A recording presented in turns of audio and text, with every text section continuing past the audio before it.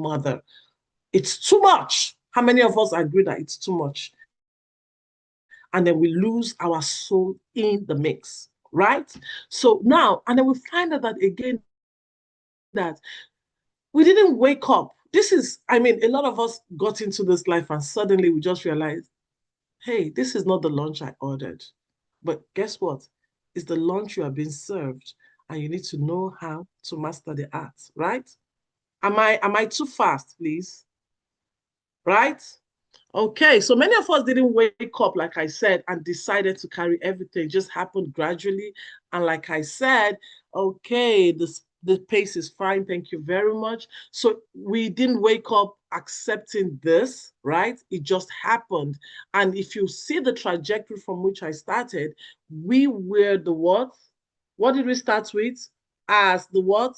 Dependable daughter in Africa. Coming into the United States, I actually discovered that, oh, I'm sorry. I'm being asked for the link. Could you just send me this link, please? Some people are asking me for the link from my side. 1 second, I'm going to get it now. Sorry. 1 second, 1 second, 1 second. Copy the link. Okay, where's the link? I hope she can join us. Okay, thank you very much. Alrighty, let me go back into the stream of stuff. So we didn't start out carrying this load. We just started out kind of like in Africa, this is actually expectation for us, right? And as I got into marriage as a banker, and I mean, I worked as a salesperson for years, and it was hard, really very hard. And it wasn't easy.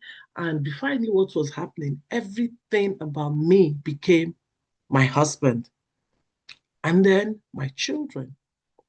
And it just continued like that. And I found myself on an emotional roller coaster. I became exhausted. How many of us are exhausted? How many of us are exhausted? I remember someone went into the bathroom one day and started crying. This is not the life I thought I was supposed to have. Well, so, but guess what? We are women and we are fantastic beings. We're not exhausted because we are weak. We're not exhausted because we are weak. I was studying about the analogy of a rib, and this is not telling you to sorry, Thelma's face is distracting me here. Good. Okay, good. I'm just seeing my face now. So we're not exhausted because we are necessarily weak. We're exhausted because we are functioning optimally. We're exhausted because nobody is helping us to carry the load. We're exhausted because society demands our attention. Society demands that everything we do, right, must hang, must everything we do, that nothing must fail in our hands. That's how it is in Africa, right? So we are doing the emotional overload of several adults. And we've watched our mothers do this. We've watched our elder sisters do it. We've watched our aunties do it. And somehow we now found the expectation on us. But I was telling someone something. And if you remember, I started about talking about identity. So who are you? Because you see, it is when you don't understand your identity that you begin to carry such overload, right? And unfortunately for people like me, especially my generation, I'm part of Generation X, we began to discover our own identity in our 5.0 version, right? So I put down some notes here and say that many of us are exhausted not because we are weak, but because we are over functioning. We are doing the emotional work of several adults, which still being expected, while sorry, still being expected to be calm, grateful, and loving. Grateful that you're a wife, grateful that you're a mother, and then you forget that you're a woman.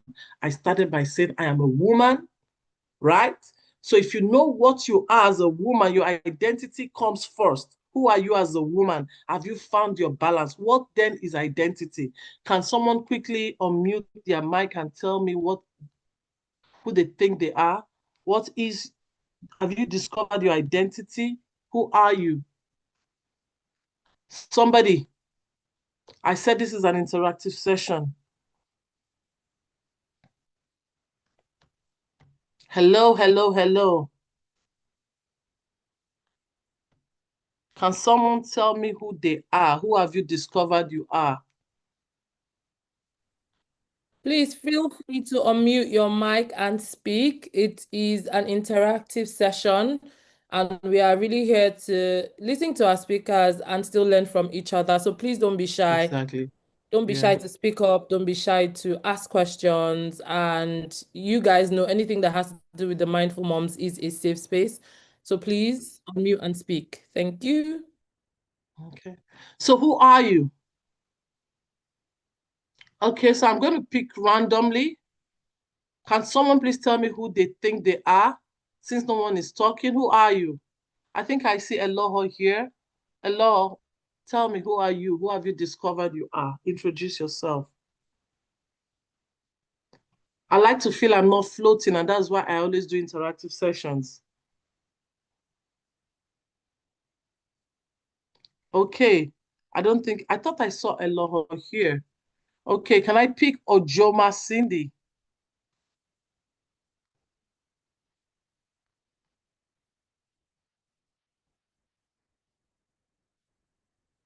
Okay, Thelma, who are you?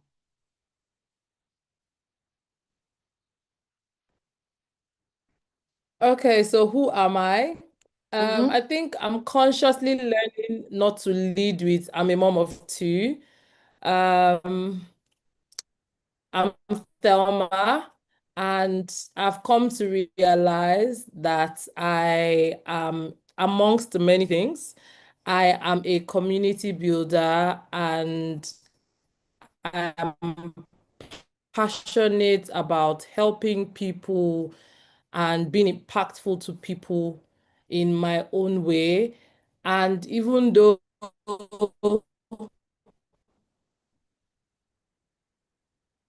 I do these Hello. things for other people, I am trying not to look who has hobbies and loves to do all these other things that make me feel like myself. So yeah. Good, good. Anybody else? Okay, so identity comes before your function. Identity. I lead a group of women, for instance, we're in a prayer community, and I began what I termed the I Am framework. And I discovered in the journey of doing the I Am framework, what is I Am? I Am means to be intentional, right? Accountable, and of course, you have to have a measuring matrix. If you are in the corporate subsector, or if you're in the corporate sector, you'll find that every now and then you have what we call KPI, key performance indices, where you measure your growth and what you're doing. So identity, a sense of identity. I discovered in the course of running the prayer group that a lot of us cannot be intentional because we lack identity. You are a woman before a mother. You are a woman before your wife and before being a wife. So I discovered something again, that a lot of us, we just do and do and do and do, and then we come out completely empty. Why? Because society has tagged us by function, but God names us women by form, right? I was reading a book recently, and the woman said something about the rib, and about how the rib protects the heart, and how the heart gets all the attention and the rib never gets, because God took us from as the rib from the man, right? So the heart gets all the attention, but the rib never gets any, and the rib continues to get bruised, bruised, and bruised. So I've just defined how it is when we carry it all, right? um, because we were defined, we were brought into this world. Hello, Miss Elizabeth. Do you want to say something? I see my friend here. Elizabeth, could you say something? Who are you? Nothing for now. Thank you, Maddie. Okay, welcome to the group. Thank you for being here. Thank you for being here. Thank you. So now we need to have the first thing I'll say here is you need to have an understanding of who you are. When you have an understanding of who you are, it is easier for you to navigate what you have found on your plate, the lunch that you have been served. So first of all, define who you are. So, and then understanding emotional load, right? Emotional load is the invisible work of holding it together. Is it possible that we find our identity in motherhood? I feel like I have, sorry, I was trying to look at that chat. I'm just going to be taking these questions as I go. Okay. Thelma, why can't I see the questions? It Okay, popped maybe up, you but I can't. can go ahead with your what you want Okay, to good. All speak right. about. So I'm not, You okay, will good. keep the Right. yes. Okay, good. So emotional load is actually the invisible work of trying to hold everything together. Well, there was something I said now that one of the questions I dreaded as a teenager, and I still dread now as a 52-year-old mother, woman, and wife, that right now I have young adults is, so what's for breakfast, what's for lunch, and what's for dinner? And immediately I find my brain recalibrating and trying to find an answer while holding a career together, trying to find who I am and trying to make sure that, oh, my children are, I'm getting them ready for school, put them here, put them in this activity. I was an overburdened, I had emotional overload on me. And truly how I survived today, I do not know. So how do you understand emotional load? Understanding emotional load. It is what I just said, holding everything together. It includes we thinking aloud, anticipating needs. I mean, nobody anticipates your need. Everybody wants you to be the one anticipating their needs. Managing feelings. Yours do not matter. I hope I'm hitting the right button. Preventing problems before they surface. Absorbing emotional fallout as others remain comfortable. You know, and it all started, like I said, by when in growing up, I found myself being taught by my mother and my dad to be the dependent, the tireless, is it the tireless daughter or the dependable sister? Yeah. So we remember birthdays, we remember appointments, we remember our husband's briefcases, we remember so many things. And it does not stop. And that is because this is what culture demands of us, right? So I want you to take a sheet of paper or your journal. I'm very high on journal and your pen. And first of all, just write identity. Who am I really? Who am I? Because if you do not have an understanding of who you are, right, you will get it all wrong. So we've looked at understanding the emotional load and setting boundaries. You can only set boundaries when you have an understanding of who you are, right? It's not about complaining. It's not about rebelling against your husband or suddenly you just sit down today and begin to hate your children. You have to have an understanding of who you are.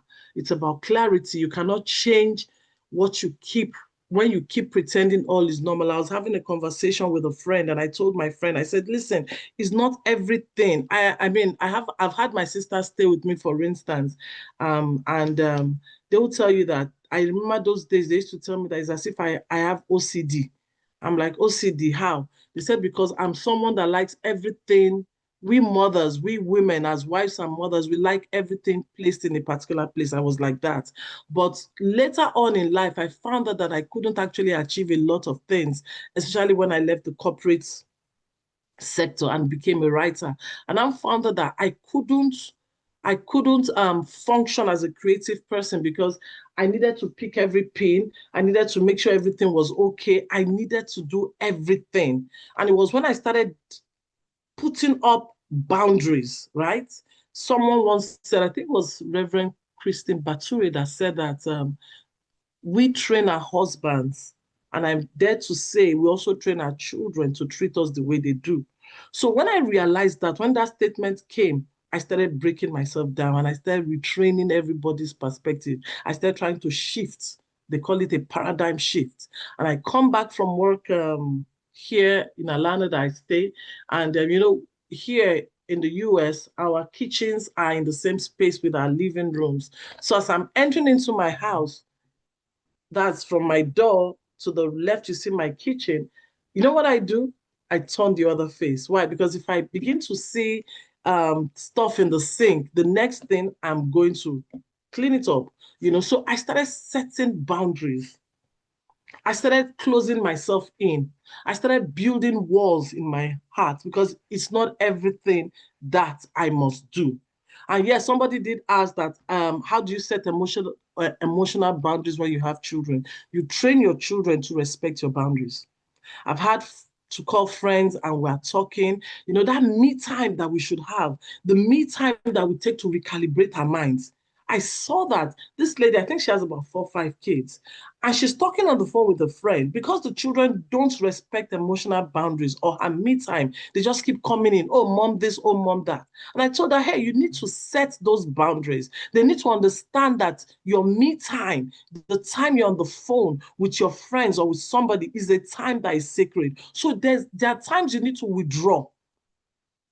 You need to retrain your husband. You need to retrain your children to respect your emotional boundaries. Am I clear?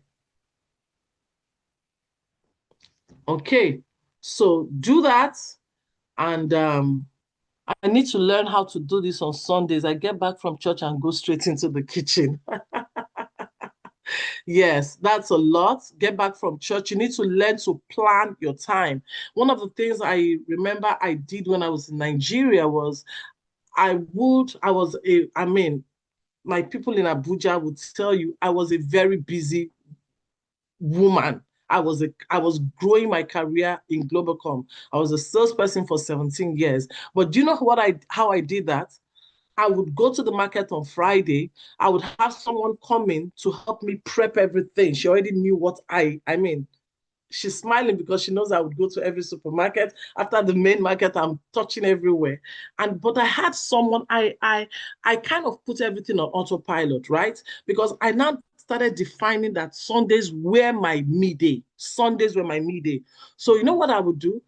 By the time I finish from the market, the lady's waiting for me at home. My driver will just put them in the house and I'll go back to work. And then by the time I get back home on Friday, I've prepared one food.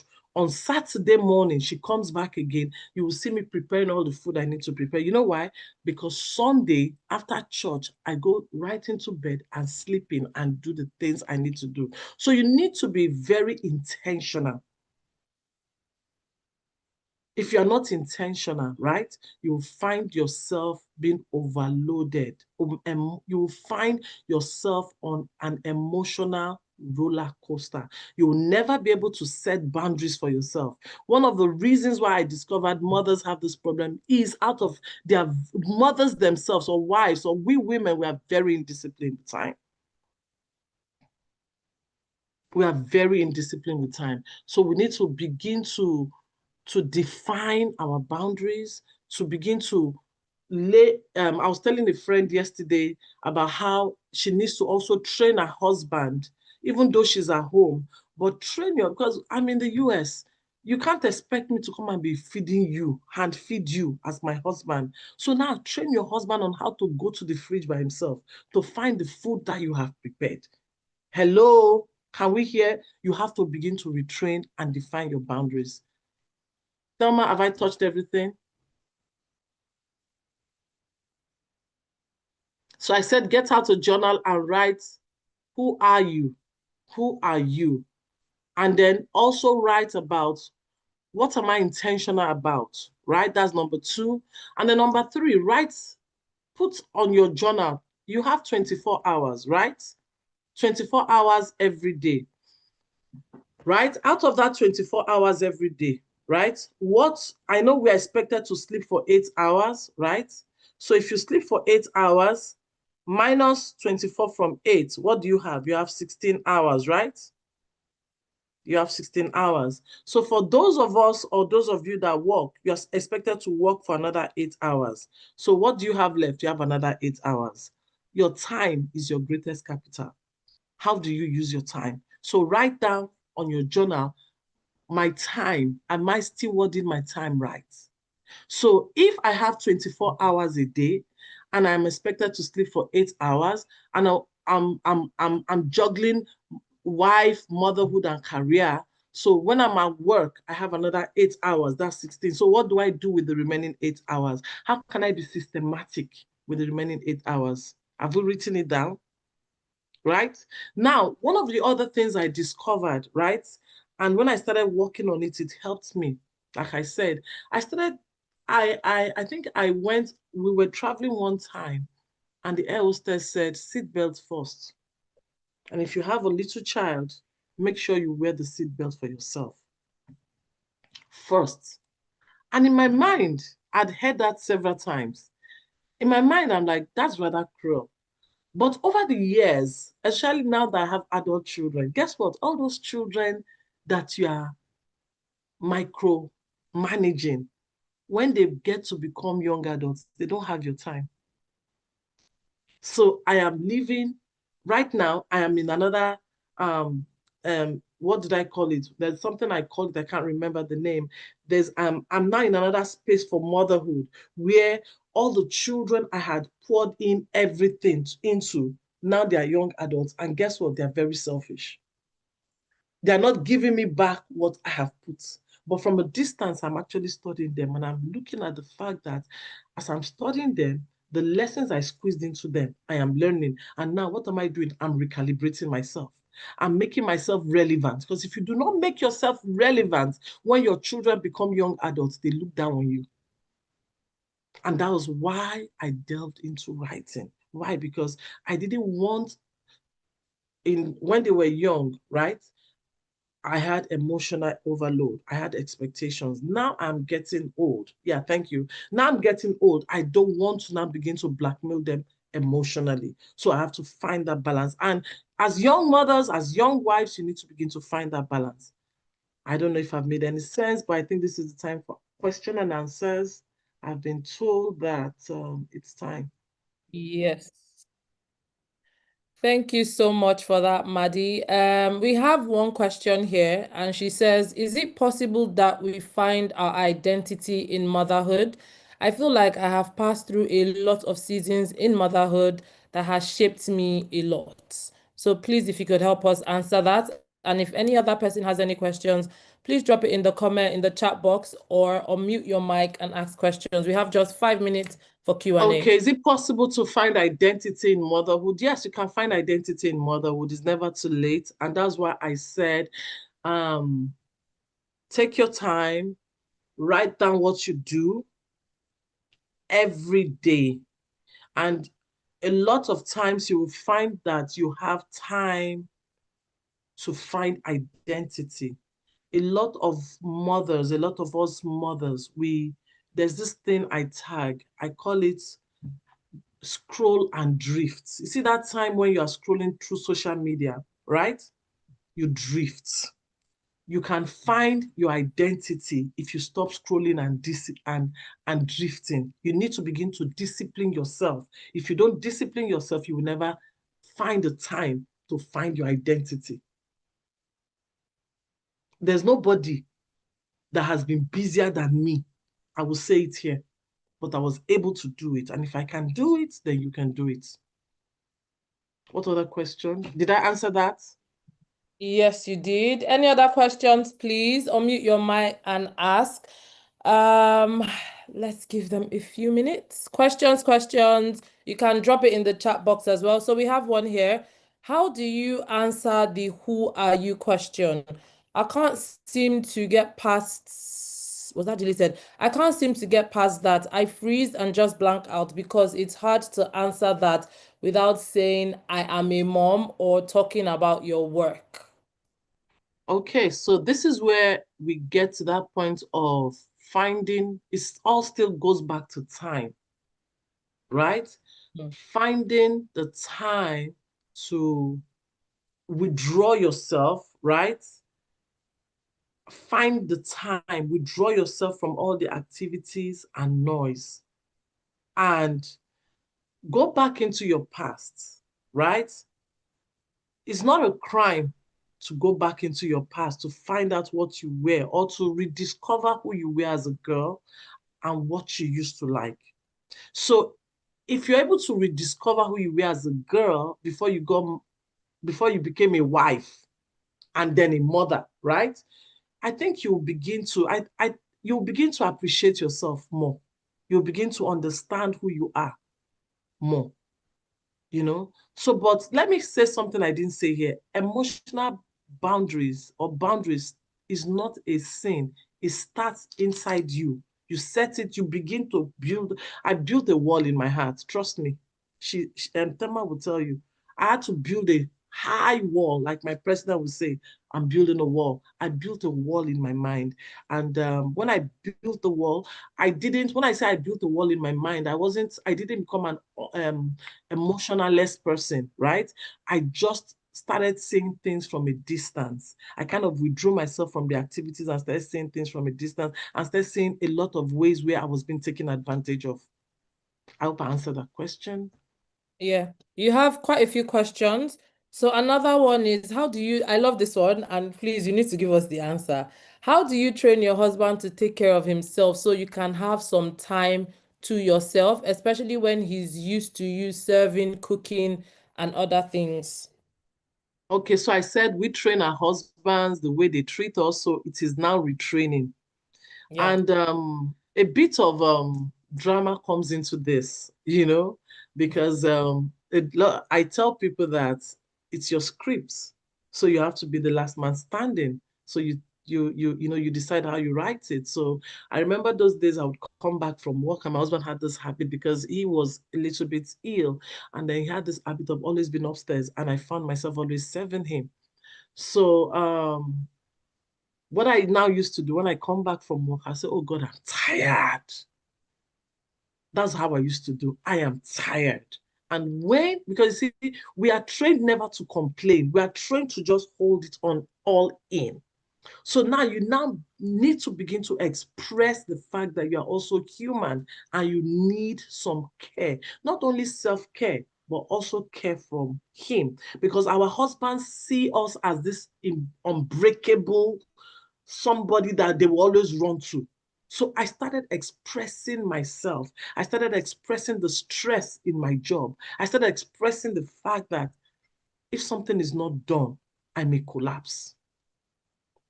And that kind of like recalibrated him.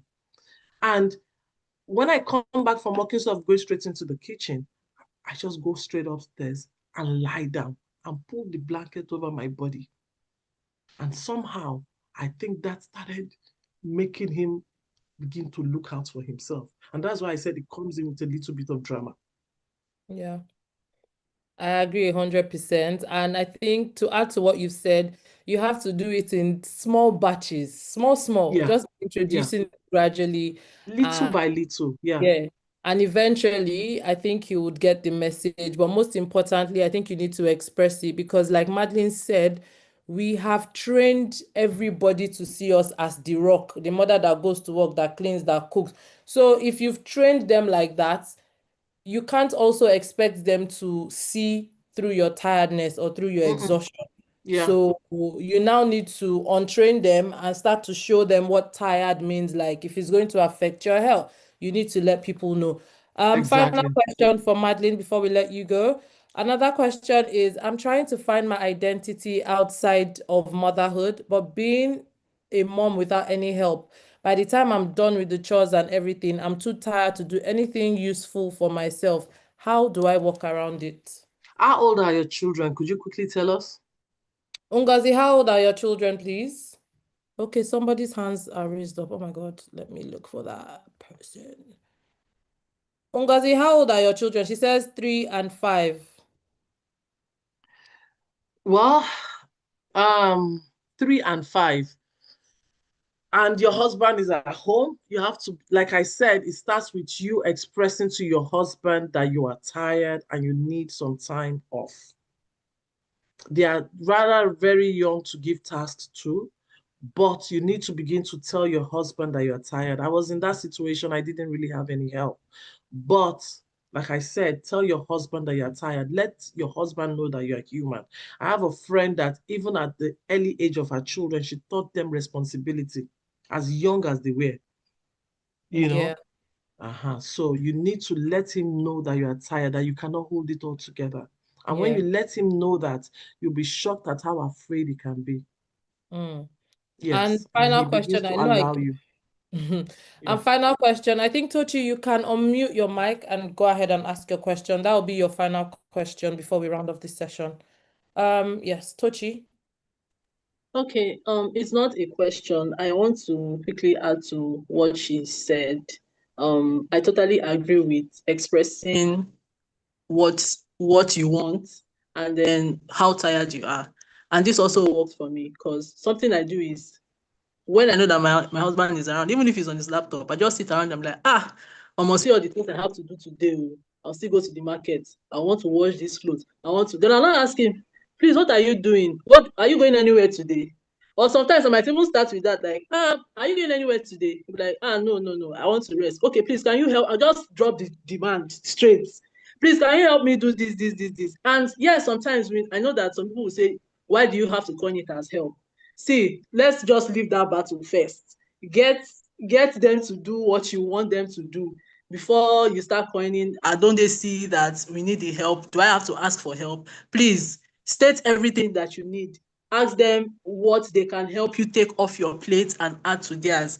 That one has worked very well for me. Some other thing that I did and I had to, they say the violent taketh it by force. At a point when I've never had a help around. I used to have my brother-in-law stay with me for some time, and he's a year older than me. Respect in African society. I know if you send that message, but at the same time, you are staying in your elder brother's house. I expect you to use your common sense to do some things around the house.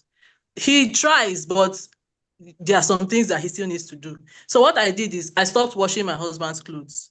I just stopped. So when he has realized that he has run out of boxers, ask me, please, do I have any clean? But I don't. I've been washing since. I see all the clothes. I see outside. I've not folded. I've not done this. So gradually, like that, I started handing, as in taking myself off some of the things that I know that he can do by himself, but he refused. So he was forced to eventually start picking up after himself. Imagine that you come back from work, you tidy up, wash the plates, do everything, and then you wake up in the morning and you see one dirty cup inside the sink. My God, you finish taking tea. Can't you wash out your cup by yourself? Why do I have to wake up in the morning to come and start washing out one cup of Yeah. dirty cup? So these are the things. Sometimes you just have to do the drama and let them get the memo. Very important. Thank you very much, Thank you so Tochi. much. Thank you Yeah. very much, Tochi. But Tochi, if I were you, do you know what I would have done? I would have brought, and that's for other people, I would have listed out chores and put everybody's responsibility on it and hang it on the fridge. So you structure them. Yeah, so going by Yes. your African mentality and everything, I'm the last child, I'm the only girl. I grew up doing a lot of things. But sometimes it's hard, we find it hard to open our mouth and ask for the things that we want. Yeah. So Yeah. writing out, everybody in that house is older than me. I'm like the youngest there, and I'm the wife. So in my mind, I'm like, before they will say I'm trying to bring Send Okay. everybody All message. right. the That's family. fine. So please So, let's remember identity precedes intention. Let's Yeah. remember that you need to find out who you are, be a good steward of your time, and that's the only time where you can be intentional. Also, remember that your time is very important. Be a good steward of Yeah. your time again. Be intentional, be accountable, set boundaries, build a wall, let it be high, very high wall in your heart, and Yeah. look at all those things from a distance. Mm. You know, Thank you lastly, I have so a friend that was telling me Okay. recently how during Christmas she found herself buying everything for everybody. And then by the time they opened all their bags, guess what? Her children are young adults, they are working, two of them. Even the husband didn't buy her anything. The children didn't buy her anything. The only one that is not working is her son. And that she now literally watched her children, the daughters, escape into the bathroom and empty all their accounts because they start feeling bad.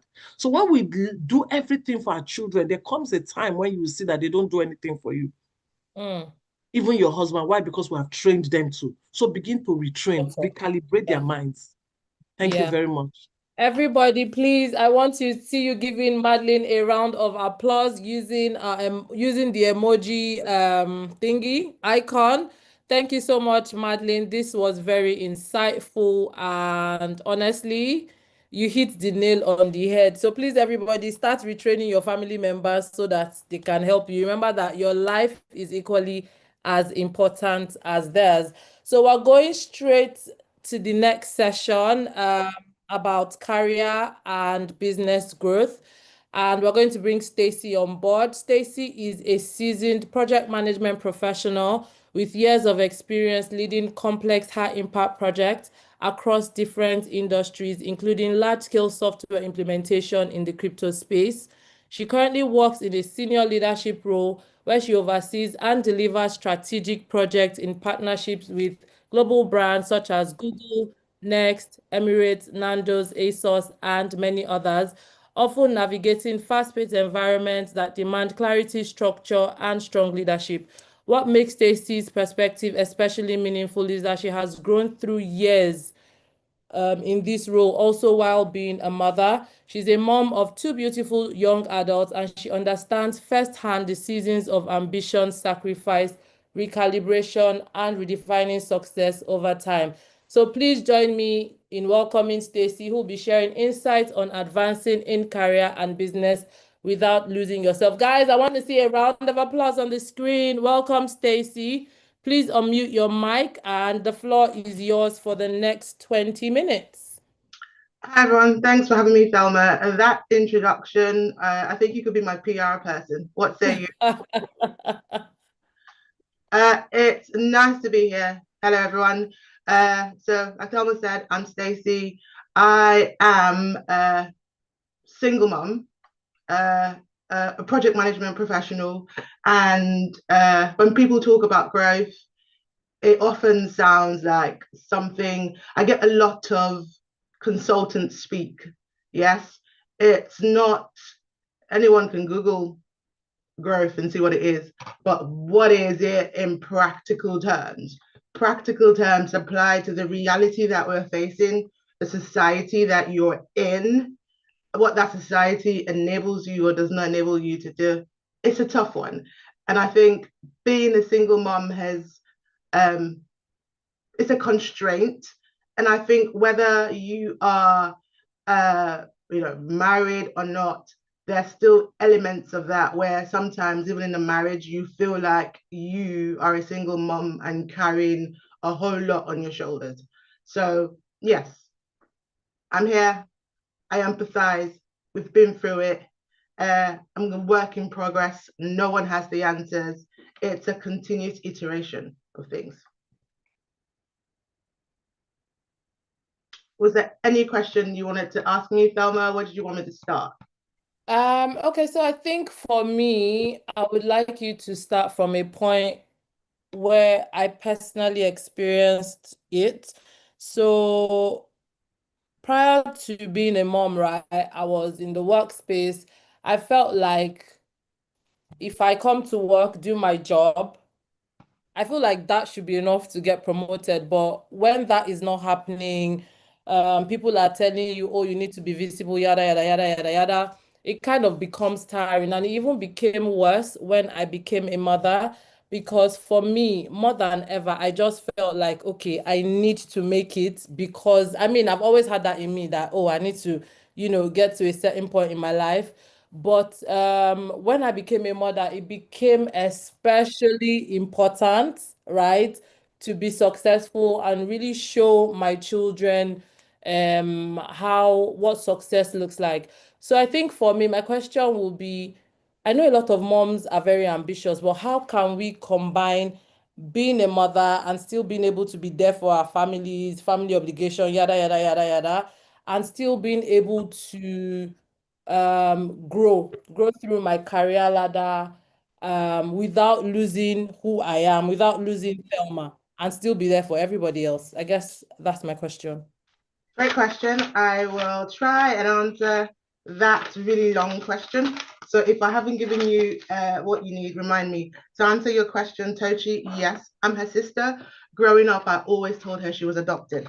So my service to you. Um, so I think my first thing, I always got that as well. So I'm like, I was always asked to be visible, and I didn't understand what that meant, and that really infuriated me. Like, what does being visible mean? And I used to get that a lot. So I'm gonna answer your questions in practical terms. Nothing Okay. abstract, nothing theoretical. What did I do? FYI, for those who don't know, my humble brag is that I've become a well-respected head of PMO in a short time that I've been in this industry.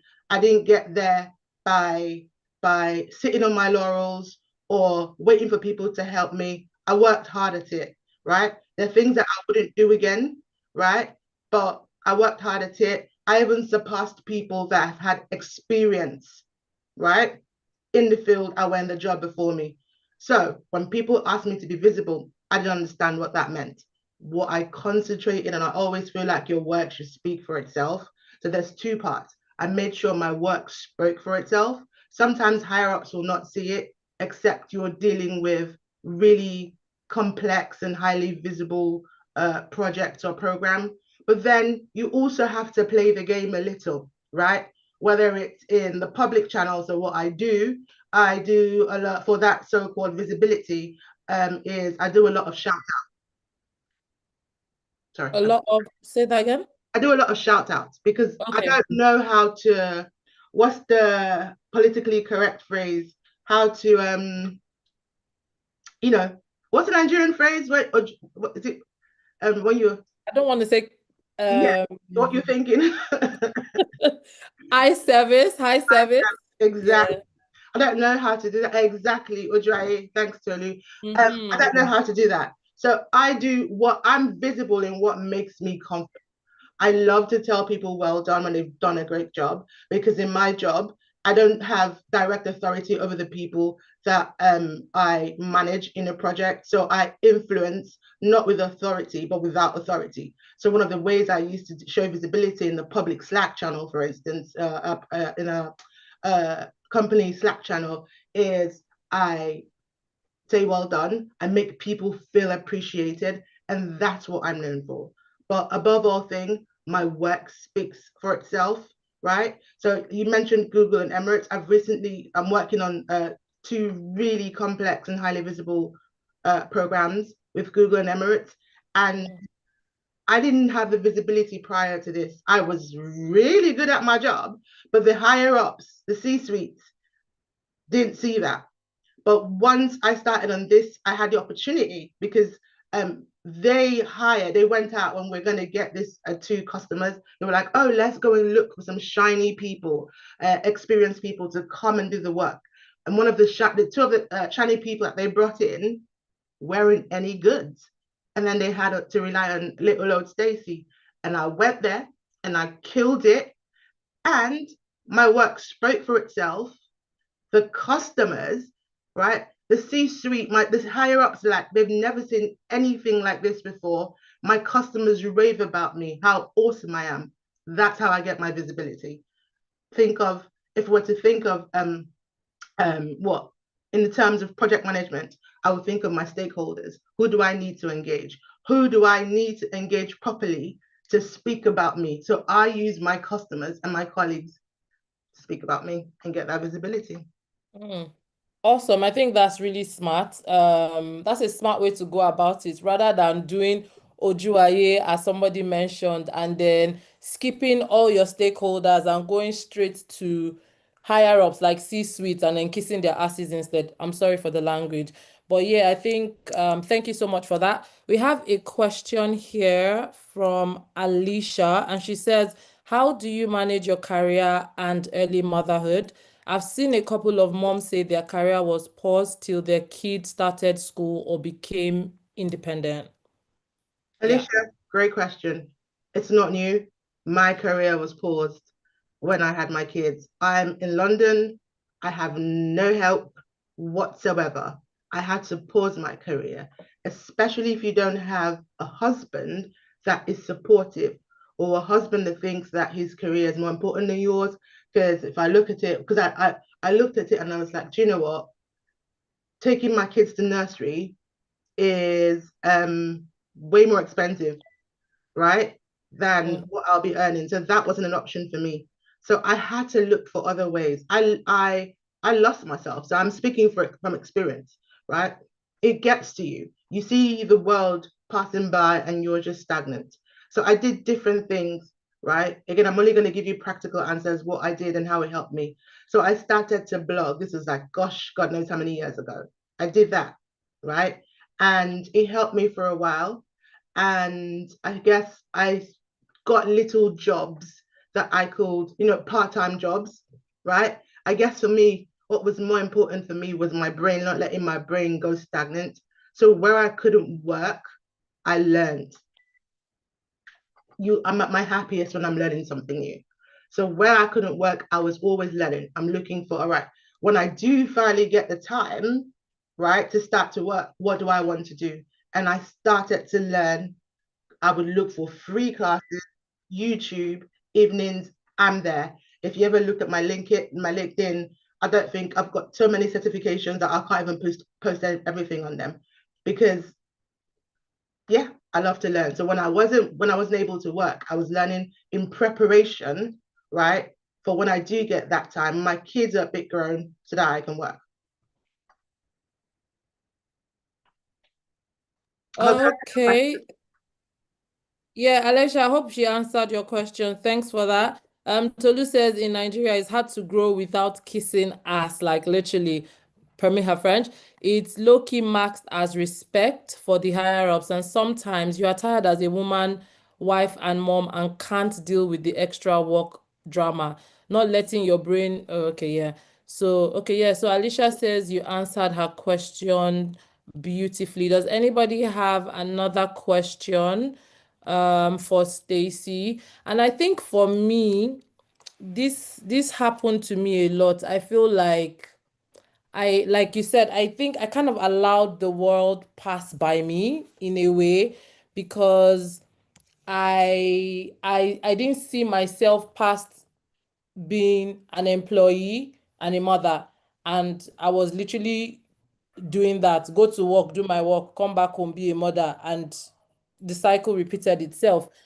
Not until, I don't know what happened, but I just discovered, I found myself in this era where, okay, I want to learn. I'm tired of this job. I don't know what to do yet, but I want to learn.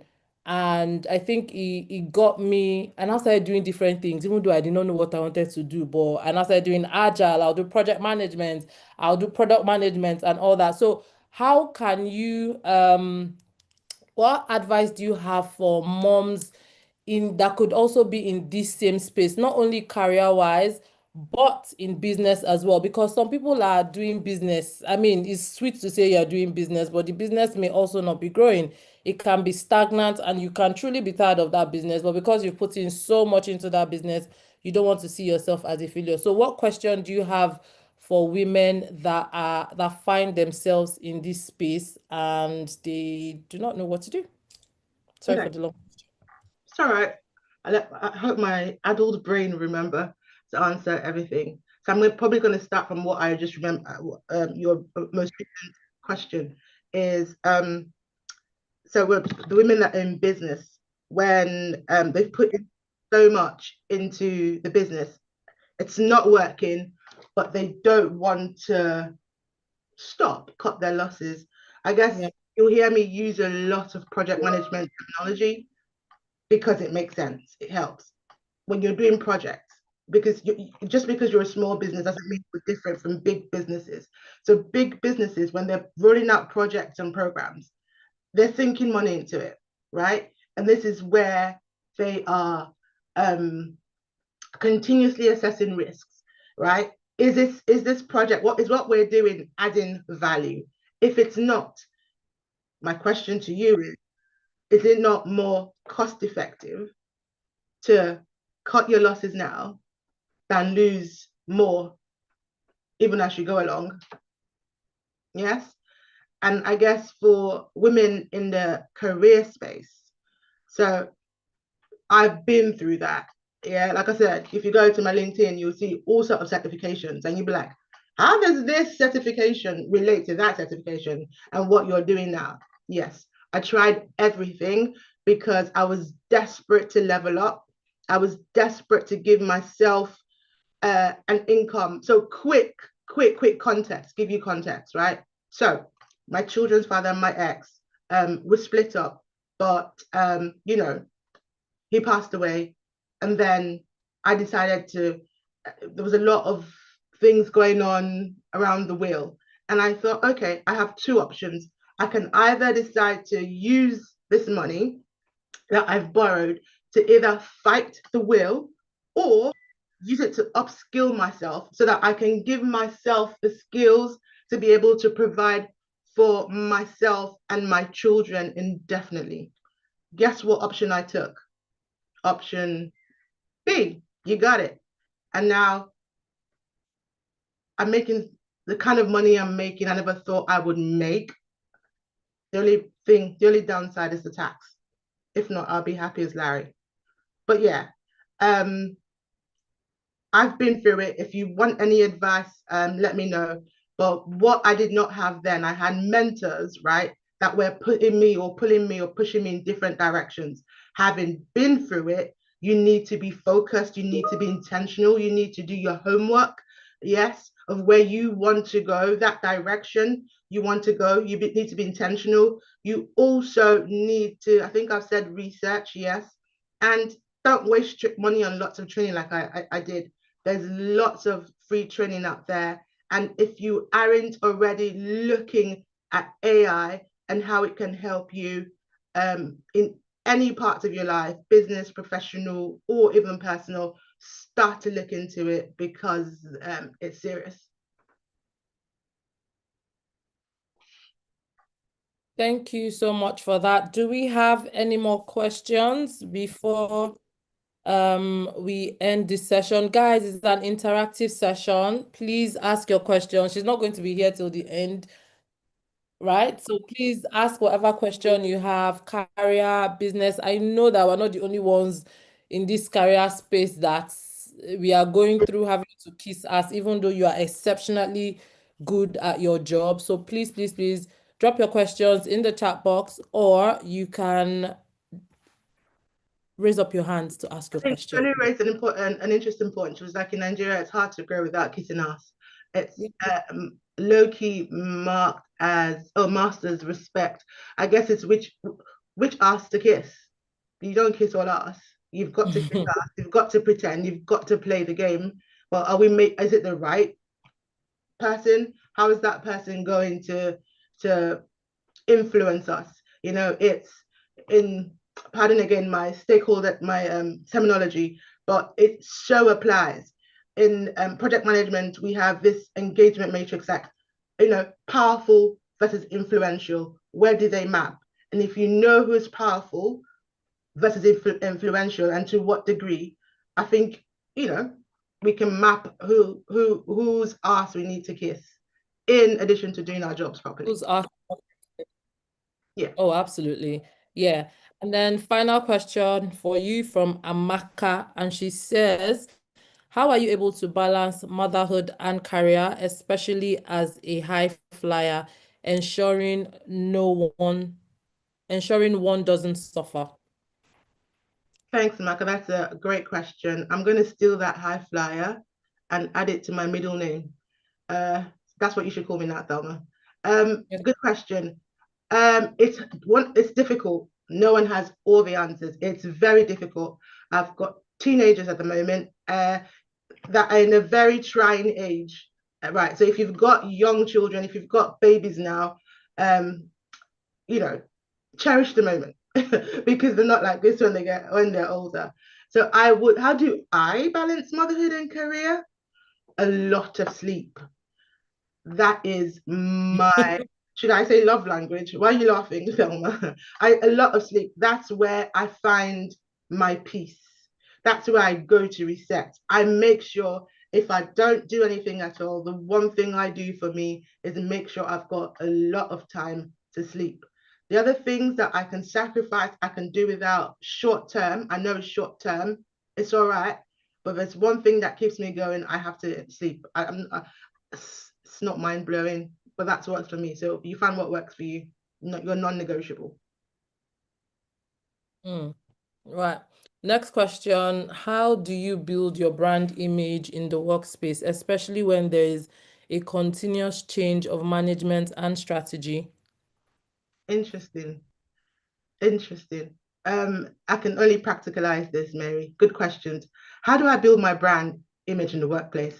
I've been told before, oh, Stacey, your workplace brand, and I give them the middle finger. I'm a strong person, and they know that. And again, I let my work speak for itself. So if I were to ask a colleague what my brand image is or what they've said, I think my CEO, when he was giving me an award a couple of years ago, says that customers respect and fear me and I get S done, right? It's what they will tell you. Whether it's continuous change of management and strategy, absolutely. Because if you work, I work in a scale up, right, where there is forever revolving doors.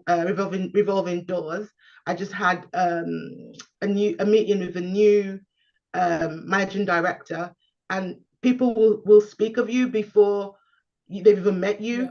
They would have formed their opinion, and when he came to me, it was, you've done this and I've heard of your work and how you've handled Google and Emirates. Again, my work speaks for me, so I don't have to do anything.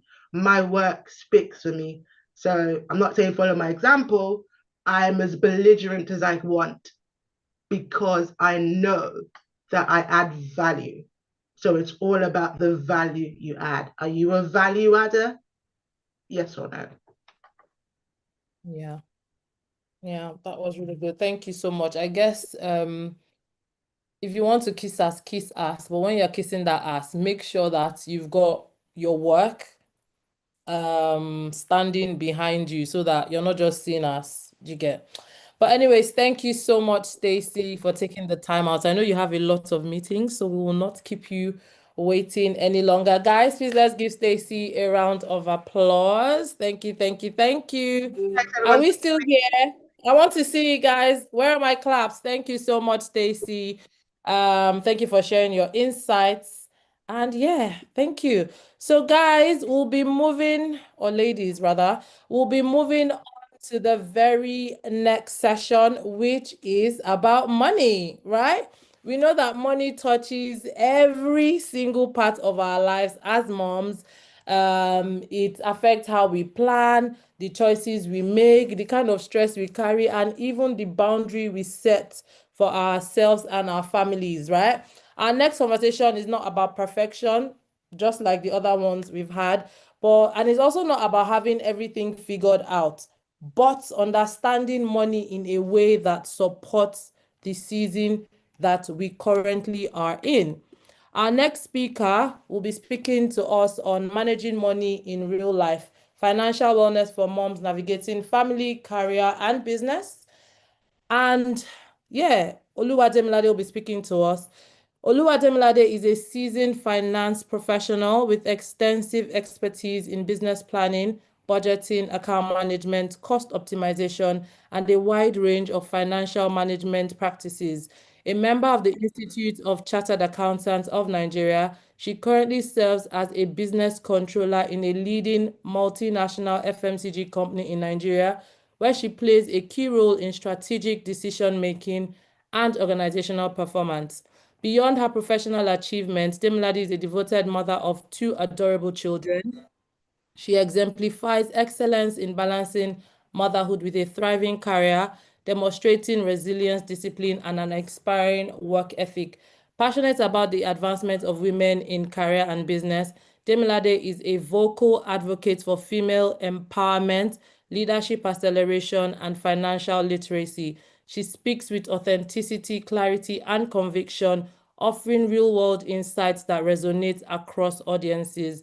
Demilade brings a unique blend of expertise, empathy, and real experience. Her story reminds women everywhere that they can aspire, rise, lead, and thrive. With a round of applause, please, my ladies, join me in welcoming Demilade. Demilade, the floor is yours. Please unmute your mic, and yeah, we are eager to hear this one. We have many people waiting for the money gist. So Over to you, Demilade. Okay, thank you very much, Thelma. Okay. Thank you. Yeah, can you hear me? Yes, I can hear you. Can everybody hear Demilade? Just indicate in the chat box if you can hear her. Okay. Yes, you can go ahead. Great. Good morning, everyone, once again, and thanks for the opportunity to be here. Great section, by the way. Starting with the first speaker, Madu, and also Stacy. And I must say that it's been very insightful. And yes, money matters. I'm sure that everyone is interested in money. It's one subject that you can ask a 6-month-old. You stretch money to a 6-month-old and they can absolutely relate to what you're saying. Surprisingly, they will not reject and they will be very bold to hold on to it even afterwards. So money is something that we all are very familiar with. I won't bore us with details of money because it is something that we think about, something we talk about, it's something we practicalize every day. We wake up every day wanting to make money. I will start with a famous quote about money, and it says that you must gain control rather over your money, or the lack of it will forever control you. I can guarantee that we do not want money to control us. And that is why every day we wake up wanting to be in control of our funds, wanting to be in control of our finances, and wanting to just have that comfort, that confidence that everything is going great with you financially. So we're talking money matters and financial wellness. I like that bit of it, financial wellness, because it goes beyond making the money. On this platform and mostly around the world, we make money either by being employees, which I feel like a lot of people can relate with, going by the questions we asked Stacy, and also as entrepreneurs. You're either doing something for yourself or you're doing something for an employer of labor. All of this is in a bid to make some money and also to have some financial security around you. We have come to a place, we've come to a place in our lives and even in our environment where it has become very necessary to have multiple streams of income. I'm sure that if we take a poll on this call to ask how many people are relying on just one source of income, I'm sure that we'll be able to count on one hand. That is to tell you the necessity that has come with making money. Now you talk to someone and you ask them what they do, you are saddled with many responsibilities or answers. Somebody is telling you, oh, I'm a project manager, I'm also a content creator, I'm also an affiliate marketer. And then you're just looking at that person. How many things can you really do? But it has become absolutely necessary because we want to feel that confidence. We want to feel that security. We want to have that peace of mind that comes with knowing that you can meet your financial obligations as and when due. Now you see people talking about side hustles. Some people even make their main hustle also their side hustles.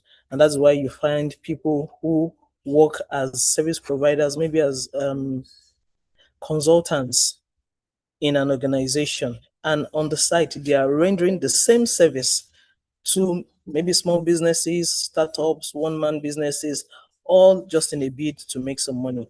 Or you find people, mothers, fathers, everyone likewise going into selling of one thing or the other.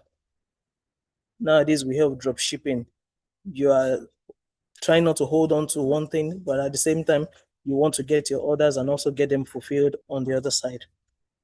Aside from having our side hustles, we also see that another another stream of income for a lot of people has to do with investments. You find people investing either in stocks, in real estate, or in digital products, in money market.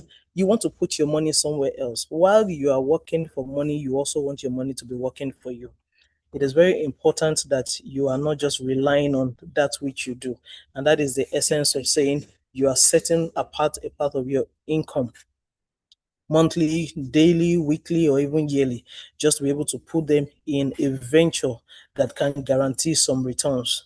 You are either doing that little form of investment which in the money market, or you're buying some stocks and shares and hoping that they appreciate, or you are going into real estate, the big ones, to say some people go into real estate just for capital appreciation, some go into it just to get multiple streams of income. That's for the cash flow. You put up a building that you have for rent, and then you are guaranteed of cash flow every month or every year, as the case might be. Or you just want to buy some properties, hold them for a bit, and also sell them for some returns, so to say. All of this non-exhaustive way of making money, but bottom line is that money has to be made. People go into rentals as another stream of income. You are able to buy some equipment or some items, and you're able to put them up for people to use and return. All of this just to make sure that whatever you have, you can sweat all of your assets, you can sweat all of your resources as much as possible. But then the question is, having made this money, how do you achieve financial wellness? How do you achieve financial security? How do you have that comfort? Because I can bet that in our circle, we have a few people, or maybe more than a few, who make money but are always also in need of money all the time. And silently in your mind, you're asking yourself, what does this guy even do with his money? Or what does this woman do with her money? Why is it that she's always in need of money? And she's working, or and she's doing business. What is it? There are so many questions going through our minds. Sometimes we are not bold enough to ask them. Sometimes, if there are people that are very close enough to us, we are able to call them and tell them, oh, what is going on with you financially, because you see them making the money. And that is where financial wellness comes to play.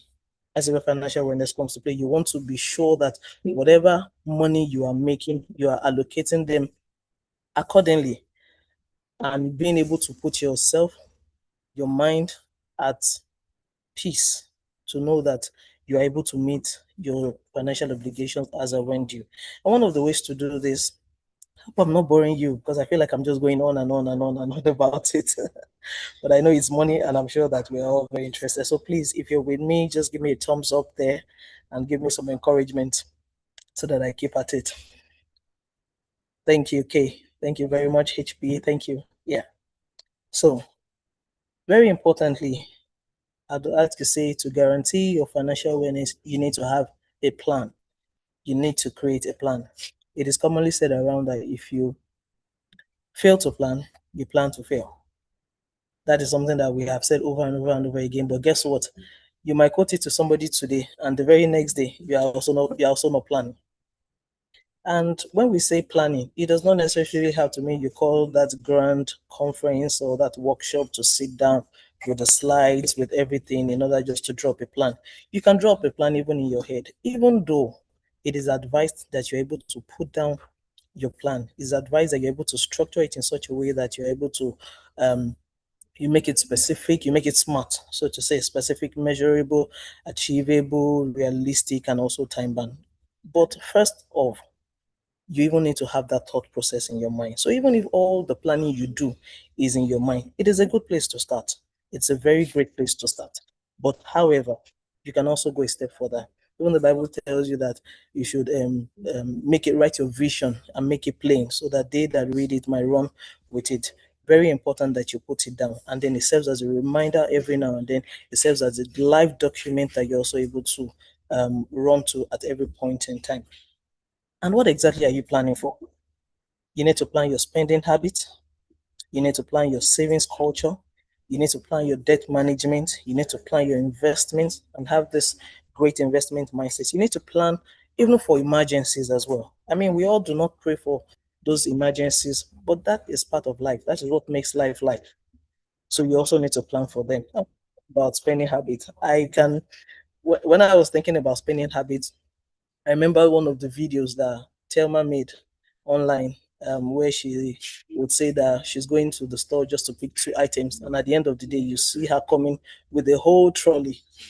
I'm not throwing shades at you, Thelma. Just take it. I mean, it happens to all of us, and I can. In fact, nobody will tell me it doesn't happen to them, because we all have that problem. You wake up or you leave your office, you pick up your car key, drive and go to a supermarket, telling yourself, "I just need yogurt."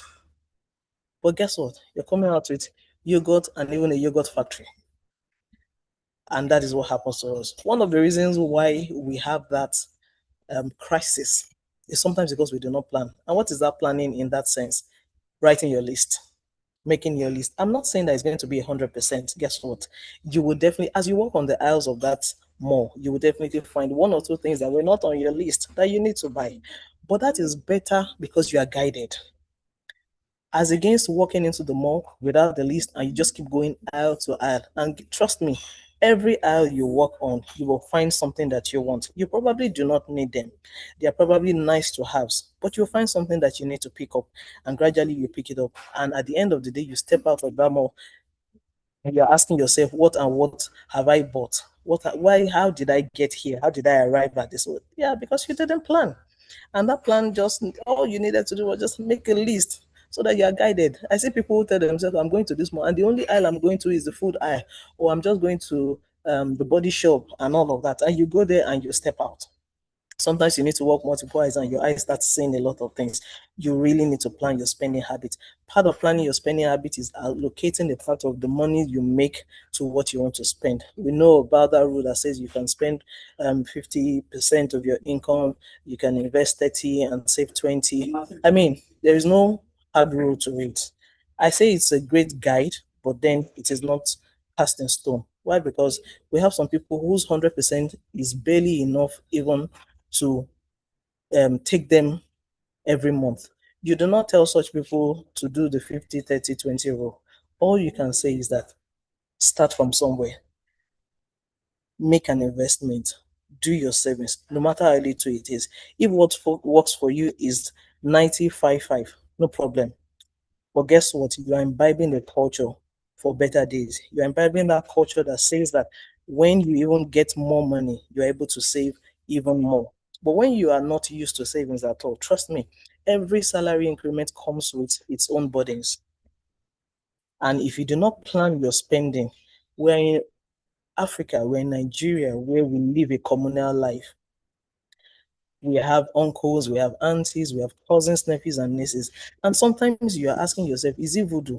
When you suddenly get an alert, maybe your salary, and the very next minute, you're getting a call that your mom's nephew's uncle swallowed pin in the village, and they're gathering everybody to say, oh, we're contributing money. Or the very day you get your salary, somebody is calling you to tell you, oh, rain fell yesterday and the roof of our building or the family house in the village went off.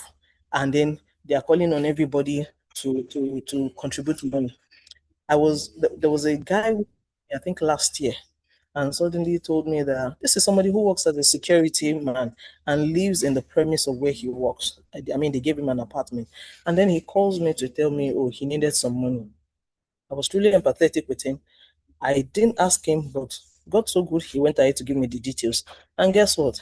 He said, oh, their mother's house somewhere in Songwater, the rain fell and there was an erosion and a part of it was caving. So they have all contribute some money. And then now he seems to be like the one who has more money, even as a security man, and they are all looking up to him. And I looked at this guy. You do not even have a roof over your own head provided by yourself. If this company asks you to leave this place now, you have absolutely nowhere to go. And guess what? There's nobody living in that mother's house in Ota. And you are there asking me for money to go and fix a house where nobody lives in, where you are not planning to live in. At that point, I just looked at him and I told him it is well with you. And please feel free to say no whenever you are. Don't feel guilty about saying no when it comes to spending. If it's not in your plan, or you can empathize with the person and tell them, I don't have it as part of my plan now, but but I will definitely put it in my plan and see what we can work out maybe in the coming month or in the coming week. Make it convenient for you. Why? Because if you lose your source of income and you run back to these same people, or you want to fall back on them, they will be the ones to say, all these years that she was working, didn't she save anything for herself? They will not remember that, yes, they were the ones bleeding you dry in your wee days. So please feel free to put yourself first. And when we talk about savings, it is very important. Nobody prays for crisis, nobody prays for rainy day, but it does happen. You have a plan, your the government suddenly breaks down or wants to demolish where you're staying, you need to get a house. And of course, we know how it is in Lagos or even everywhere around the country. You are looking for that money, that extra, even though you know that you have been saving a part of your rent and all of that. Anything can happen. Sickness, which we do not pray for, any need can come up. But if you do not have savings, then there's nothing to fall back on. It might be little, but please do it. And you can take a cue from the market women we see every day. You see people walking into the market and collecting all the 500 or 1,000 from them in the name of a susu. It might look negligible at that point in time, but at the end of the year, when they pack that money, the way they say it, I mean, they pack. When they pack that money at that point, they're able to do something substantial with it. And we have seen stories of people saying, this woman Akara she they sell, but she sent her children to university. Or this woman sells Akara by our bus stop, but she has built a house. They saved. So if they can save, why not we? Why can we not save? It only needs to be a culture that you have imbibed. And how do you do that? You start with as little as you can. And thankfully, in this day of the Gen Z and AI and everything, we have apps that can help you save. You can put a standing instruction to say, oh, take out 2,000 naira from my account every day. Even your bank, some bank apps also render such service, and then they are saving it in another account for you. Just in case you don't trust all the Susu people, which I also do not trust them because I've been a victim many years ago. But we have apps that can do that. You credit that account, and at the end of the year, you have something to fall back on, or at the end of the quarter, depending on how you plan to structure it, you can take it and do something very tangible with it. Also, we are talking about investment mindset. Take some money and put where your money will work for you.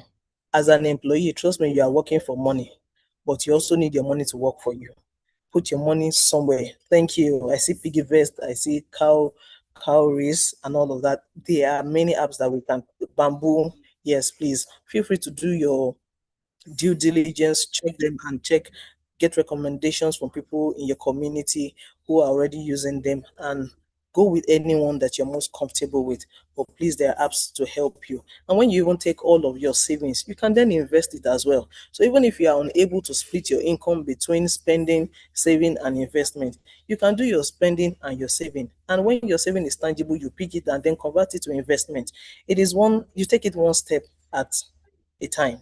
But all you need to know is that you need to keep moving. And when I say keep moving, spend wisely, save, and also invest and prepare for emergencies, like I've said. And what are we talking about when we talk about financial awareness? We are talking about the state of being in a position where you can meet your current financial obligations, where you have a secured future, and where you have freedom to make life choices. If there is one person that I know in my circle who loves the freedom to make life choices in the area of splurging on themselves, I will give it to Thelma. And I mean, I've learned that from her, because a few times she will tell me, you need to have the experience. I remember one of my birthdays, she said, I'm not going to give you a gift, I'm going to give you an experience. And that's totally just changed my mindset about certain things. You need to also have some money to splurge on yourself. I'm not saying waste it, but please feel free to spend on the body that makes the money. That body is going to wake up tomorrow and want to go somewhere else. That body is going to wake up tomorrow and then you are going to work. This is January. We just finished the dirty December. Please, I hope that you were able to dirty your December, no matter how little it was. I hope you did a bit of it because you absolutely deserve it. And if you have worked all year round, you deserve some time to at least take some of those resources and spend it on yourself. But you can only do that when you are financially secured. When you do not have that financial security, your mind will just keep going on and on about spending, about bills, about billings. So if you see a call that you're not expecting, the next thing that comes to your mind is, are they about to bill me? Your mother calls you, and then automatically you are thinking, ah, na billing, na billing. But sometimes it gives you some confidence when you have this financial security to talk to anybody. It gives you that confidence to go about your business. It gives you that confidence to go about everything that you want to do. Why? Because you have that feeling of a secure future. You have that freedom to make choices.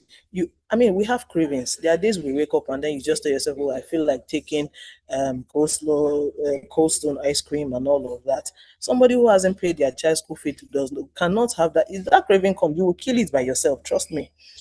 But when you have that bit of security, even when you have those cravings, please, you are in a position to say, oh, this is what I feel like taking today. And it doesn't happen every day, it doesn't happen every week, it doesn't happen every month. So that once in a while where you have that need, that craving, you need to be able to fulfill it so that you can it adds to your general wellness, it adds to your general state of mind.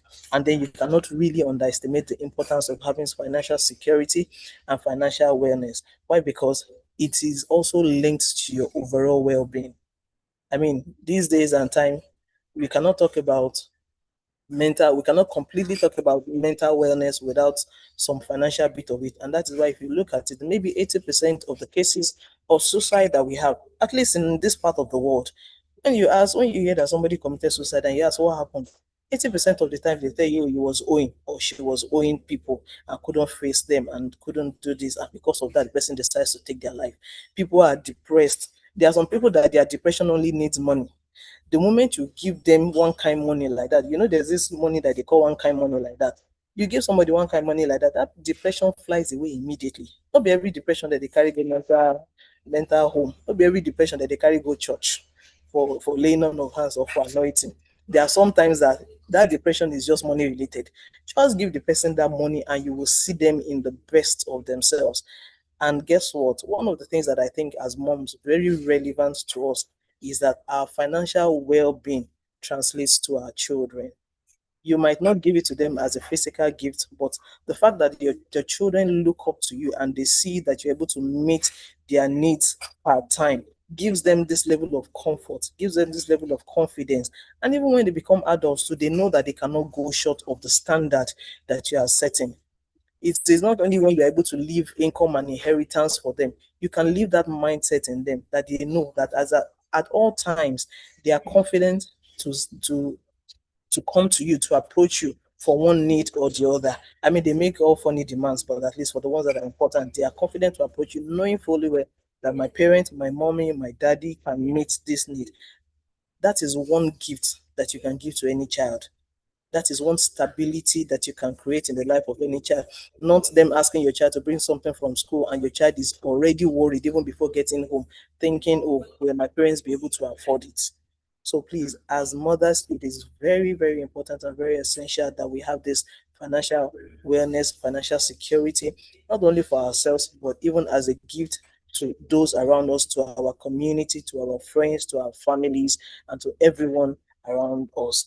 And I will also leave us with this quote, very related to the first, but also just in a different word, which says that money is a terrible master, but an excellent servant. You have this kind of confidence when you have money in your account.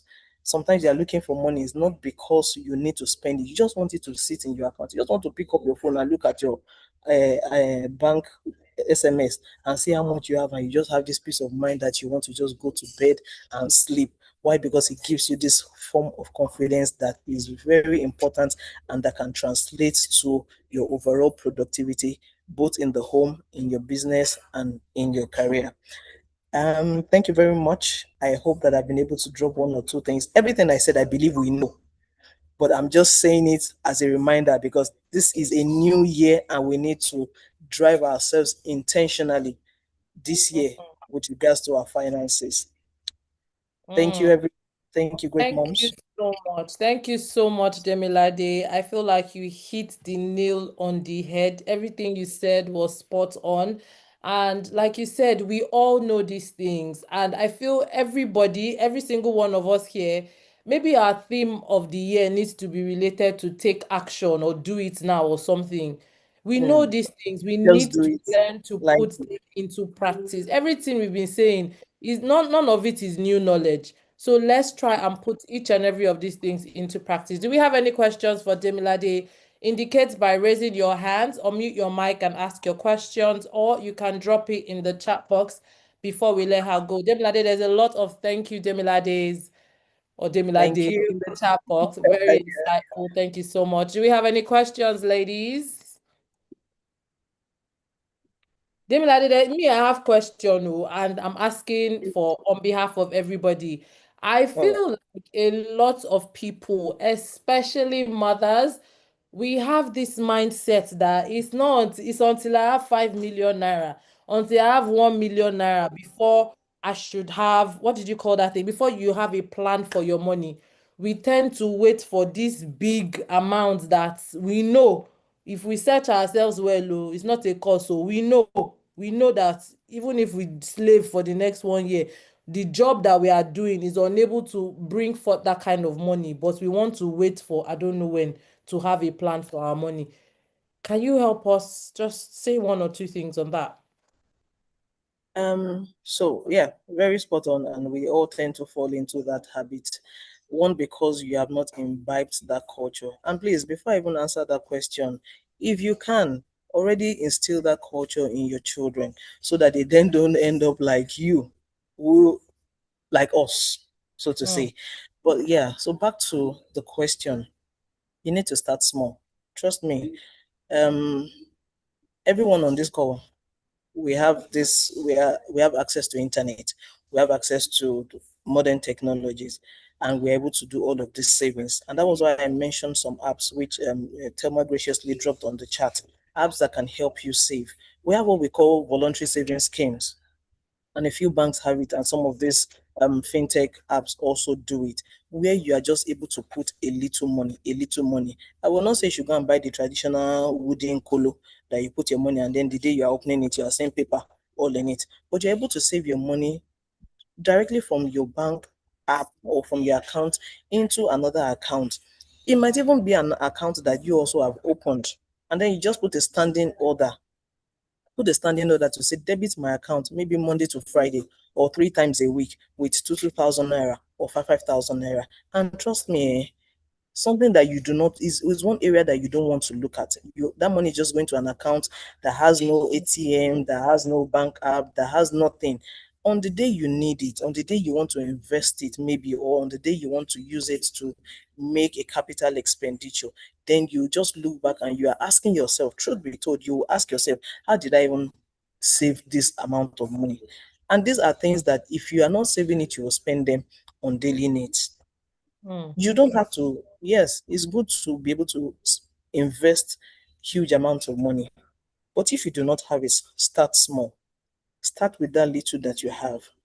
If we do that regular calculation to say 365 days in a year, if all you are saving is just 1,000, that's 365,000, and it's something that you can plan with. I mean, I grew up with a mom who was a teacher, and you will find them at the every month they say they do contribution. At the end of the year, my mom will always come with this, either she's coming with a dinner set, or she's coming with a set of pots, or she's coming with one thing or the other to say, our contribution, they used it to buy. We all agreed in the cooperative that we would use it to buy a set of pots for everybody. It might be little, it might be huge. If you're able to take out 100,000 from your account every week, please, by all means, go on. If all you are doing is 1,000 naira, it is something. What we are trying to instill here is the culture, so that even on the day you have that huge money that you are looking for, because trust me, you will definitely have it. On the day that that money comes, you already have that mindset. That culture will already be instilled into you, and you will know that you do not eat with your 10 fingers. Have you asked yourself why the moment your salary is increased, it's almost as if you are still unable to save anything out of it? We see people that are earning 100,000 naira, and then they are living fine with 100,000 naira income. And then the day they increase their salary to 150,000, one would think that they'll be able to spare, if not the entire 50,000 increase, maybe they'll be able to spare 30,000 naira of it and save. But guess what? Their tastes also increase. Why? Because they never had the saving culture. And then they begin to look at so many things differently. Oh, you who used to buy a shirt of 5,000 naira before, you suddenly just look at yourself and say, oh, my status has increased. I need to step up to a shirt of 10,000 naira. I mean, it's not bad, but ask yourself, is that what is really needful at that particular point in time? We get salary increases, and sometimes we even pledge to ourselves, so if I get this increase, I will save the entire increase for 1 year. But if you don't have that habit, that culture, then it becomes very difficult for you to do. So start with, even if it is 1,000 naira, register on Bamboo, register on Cowries, register on Piggyvest, and start small. Gradually, you might see that, oh, I can even increase. Even if your standing instruction is 2,000 naira per day, and along the line, you see that you can do 5,000 naira per day, please, by all means, go on with it. If our market women can do it, then nothing stops us from doing it. It is the culture that is important, not necessarily the amount at this point in time, especially if you have not started. Start with the culture first in mind. And once that has been instilled into you, then you can now start looking at raising the bar in terms of the amount you're saving. Yeah. Honestly, that's so spot on. And it reminds me of a friend I had back in 2015. This person never had money. Like, it's not like he did not have money. He had money, but he did not have money for stupid things. And one day I had to ask, what is always happening to your money? He said, as soon as my salary comes, it's apportioned to certain things. Yeah. And the one that can hold, I will hold it. And if I finish the money before the next salary, that's my problem. Oh, There is a standing order for my bank to always collect a certain amount. And if I default, I will pay the penalties. So, and I think Demilade said it best. If the people in the market are able to do these things, how much more you are educated, you have gone to school, you have more exposure than these people, right? So I see no reason why we shouldn't be able to do this sort of thing. Sometimes, like she said, depression. Sometimes depression, the depression some people go through is as a result of money. And it's the same thing with confidence. It's not like you don't have anything in your head. It's not like you're not a beautiful woman, but you don't have that confidence to step to even people that you are better than that. Do you understand? Simply yeah. because you don't have that money. Why do you not have that money? Because you have refused to look at your environment and say, okay, what is one problem the people in my area have? Let me solve it. Let me make money. This money that I've made, let me put it into something that will yield more return. That small confidence will not make you enter rooms that your mates are entering into. So let's do better. Again, we know all these things. We just need to take action. Everybody, your theme for the year, I learned this from a friend. Every year, she has a theme for her life, right? And we're talking recently, and we spoke about how churches will say, oh, 2026, my year of breakthrough. That is the year of breakthrough for that church. You, Thelma, as a single person, does that mean that that's your year of breakthrough? Yes, I want breakthrough for my life, but tailor your theme for the year to your life. Don't go and attach yourself to something else. The people that have said it's their year of breakthrough, they already have plans and strategies and things in place to be able to attain that breakthrough. Do you? Breakthrough. Yeah. You get. So thank you so much, Demilade. This has been very, very insightful. Thank you Thank, for the practical insights. Everybody, I want to see a round of applause for Demilade, please. Please, please, please, please. A round of applause. I thank want to see you. it on Thank my you. screen. Thank you so much, Demilade. This was, like I Uh, said, it was really, really, really impactful. And we don't you're want to welcome. keep you here longer than, because I can tell you are at work currently. So big Yeah. thank you once again. And we really, really do appreciate it. Guys, let me say a big thank you for Demilade in the chat box.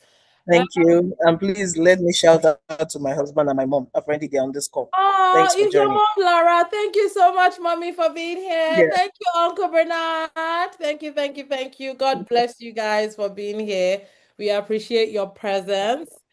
Right. So Cheers. we are, cheers. Thank you, babes. Thank you. So as we bring everything we have heard today, growth, family, finances, one thing becomes clear. All these things, they play a role in our everyday lives, right? And you can be one thing in one place, but if your daily rhythm is not properly set, trust me, you'll be running around like a headless chicken. So this brings us to our final session for today, and it is about slowing things down and finding rhythms that support us, not overwhelm us.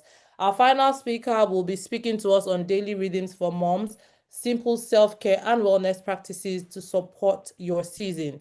Tochi is a community builder, public servant, and mother of 3, passionate about supporting women through the realities of motherhood.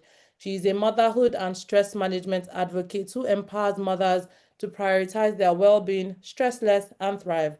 As the founder of Talking Mom Stress, convener of the Mom Stress Symposium, and head planner of Mom's Day Out, she creates safe, soft, and supportive spaces where mothers feel seen, heard, and uplifted. Her sessions are relatable, practical, and affirming, leaving mothers supported, strengthened, and empowered to enjoy their motherhood journey. Her approach focuses on simplicity, awareness, and honoring where you are now. So please, with a huge round of applause, let us welcome Tochi, Talking Mom Stress. Welcome, Tochi. Please unmute your mic, and the floor is yours, Tochi. Welcome. Yay.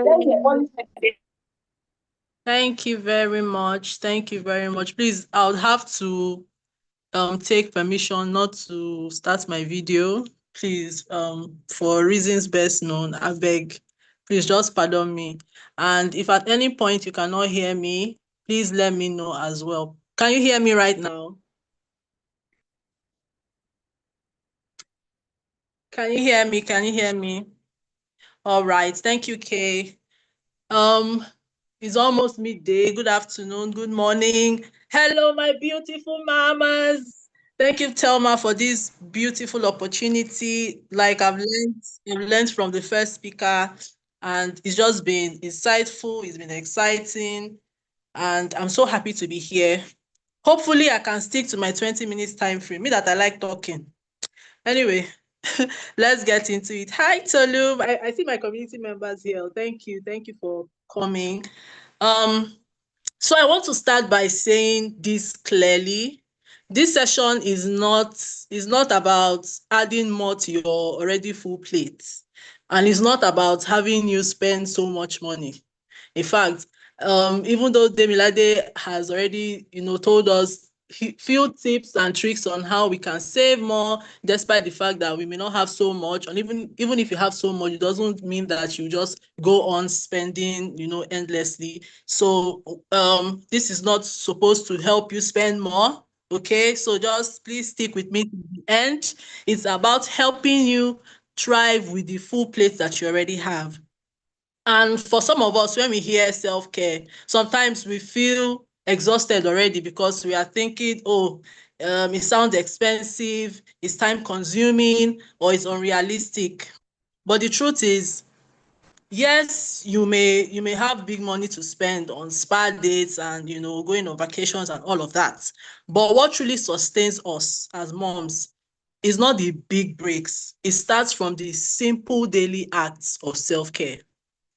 And let me go back to the topic. It says daily readings for moms, simple self-care and wellness practices to support your season. So when we are talking about daily readings, we are referring to small, simple practices and acts that can help us breathe, function, and show up without burning out. Yes, we can spend the big money once in a month, and I have a tip for this. So on your birth date every month, so if you are born on the 27th of October, every 27th of every month, you can take it upon yourself to spoil yourself. Okay, so when I say that you can spend big bucks once in a month, yes, you can bring out some money, go shopping, go on spa dates, do the big things. Okay, but really it's the daily rituals of little self-care that keeps us going. Sometimes this little self-care can look like taking a deep breath, sitting down in between your chores, pausing to think before you respond or react. It can be stepping away briefly from what's draining you. These little pauses matter a lot because they help you conserve your energy, reduce stress, overwhelm, and guilt. They support emotional regulation. They help you adjust to different life seasons because, as you know, time and season changes. But what works and what works now may really not work later. Okay, so you need to pay attention to your current season. And then finding your rhythm also helps your body and mind know what to expect. and they also create small moments of control in your busy life. I'm sorry, I'm going to have to be moving fast because of the time frame. I really want to keep to time because I know that we also have our personal activities to go back to. So how can we fit self-care into our busy lives already? So the truth is that self-care does not have to be long hours or long interrupted hours, because honestly, as moms, we don't have all the time in the world. But what we can do is to intentionally take a few minutes to honor yourselves and attend to your needs. And I say intentionally because if you continue to give in to motherhood, it is tough. We always say it. Yes, it is tough. It is draining. But at the same time, if you want to do something, if you put your mind to it, you can achieve it. So you can't continue living a life of default and just be like, it's not happening, I beg, there's no time, I beg. If you change your mindset, if you are intentional about it, it can work for you too. So firstly, in the morning, you can take 5 to 10 minutes before your kids wake up and before everybody starts asking you for water, for food, for all sorts of things, just before the house is alive, right? That hour when everywhere is still calm and you can still sit in silence to hear yourself think, take 5 to 10 minutes of that time. Just maybe sit quietly or even map out how you feel your day should go. What are there's something I do, like I don't put a lot of things on my plate. And later in this session, I'm going to give you like, use myself as an example. So we are going to look at it practically. But generally, I just have like 3 major things on my plate that I need to attend to. And number one on that list is that I must do one thing for myself every day. And I always say it, I share it with moms I talk to, moms in my community, and anybody who cares to listen. Because at the end of the day, if you keep serving and serving and serving, you don't have any time or energy left for yourself. So my number one is, what am I doing for myself today? That is a non-negotiable on my list. Then the other 2, I can now say, okay, I actually have theme days. Today is folding of laundry. All right, so that's my second activity for the day. Number 3, any other thing I know that if I don't attend to this thing today, heaven will fall. That's what is third on my list. After that, oh boy, any other thing that is coming, if I have time for it, I do it. If I don't, we go again tomorrow. All right, so you can just sit quietly at the beginning of the day to map out how you want your day to go. And then we're also talking about wellness. Start your day with a glass of warm water to detoxify your body and to wake your body up. Many of us, I know since we started this session since 10 a.m., has anybody drank water? Have you gotten up to go and drink water? Put it in the chat box. If you have drank water before now, let me know. Let me know. So these are the okay, Tolani, well done. That's good. That's good. That's good. That's good. That's really good. That's really, really good. But for many of us, Tolu, go and drink water, leave tea, go and drink water. Oh, Halima says she's just having breakfast. So you see, sometimes we are so preoccupied with other things that we even forget to drink something as little as water. So put it first thing in the morning, start your day with a glass of warm water. It helps to detoxify your body and it wakes your body up. You can say a short prayer or affirmation. You can take deep breaths to relax your nerves. You can do some stretching. I like this one. Like just wake up, almost stretch your shoulders, stretch, wake your body up, because we carry a lot on our shoulders. There's a lot of tension. And then sometimes we just wake up and we're already feeling drained. So do just a few stretches here and there. Some people do yoga. I don't do yoga, and maybe I'll learn it. But if you do, kudos to you. But at least just, do a few stretches to wake your body up. So all of these things set the tone for the day and fills your self-care tank ready to face the day with confidence. At midday, and please bear this in mind, these are just examples, okay? I don't know your current season and I don't know what your day looks like, but I'm just giving you, examples of what you can do and how you can start your day. All right. So at midday, if you have the time, just take 5-10 minutes If you are very busy, you can stand up, walk around, just take a few break.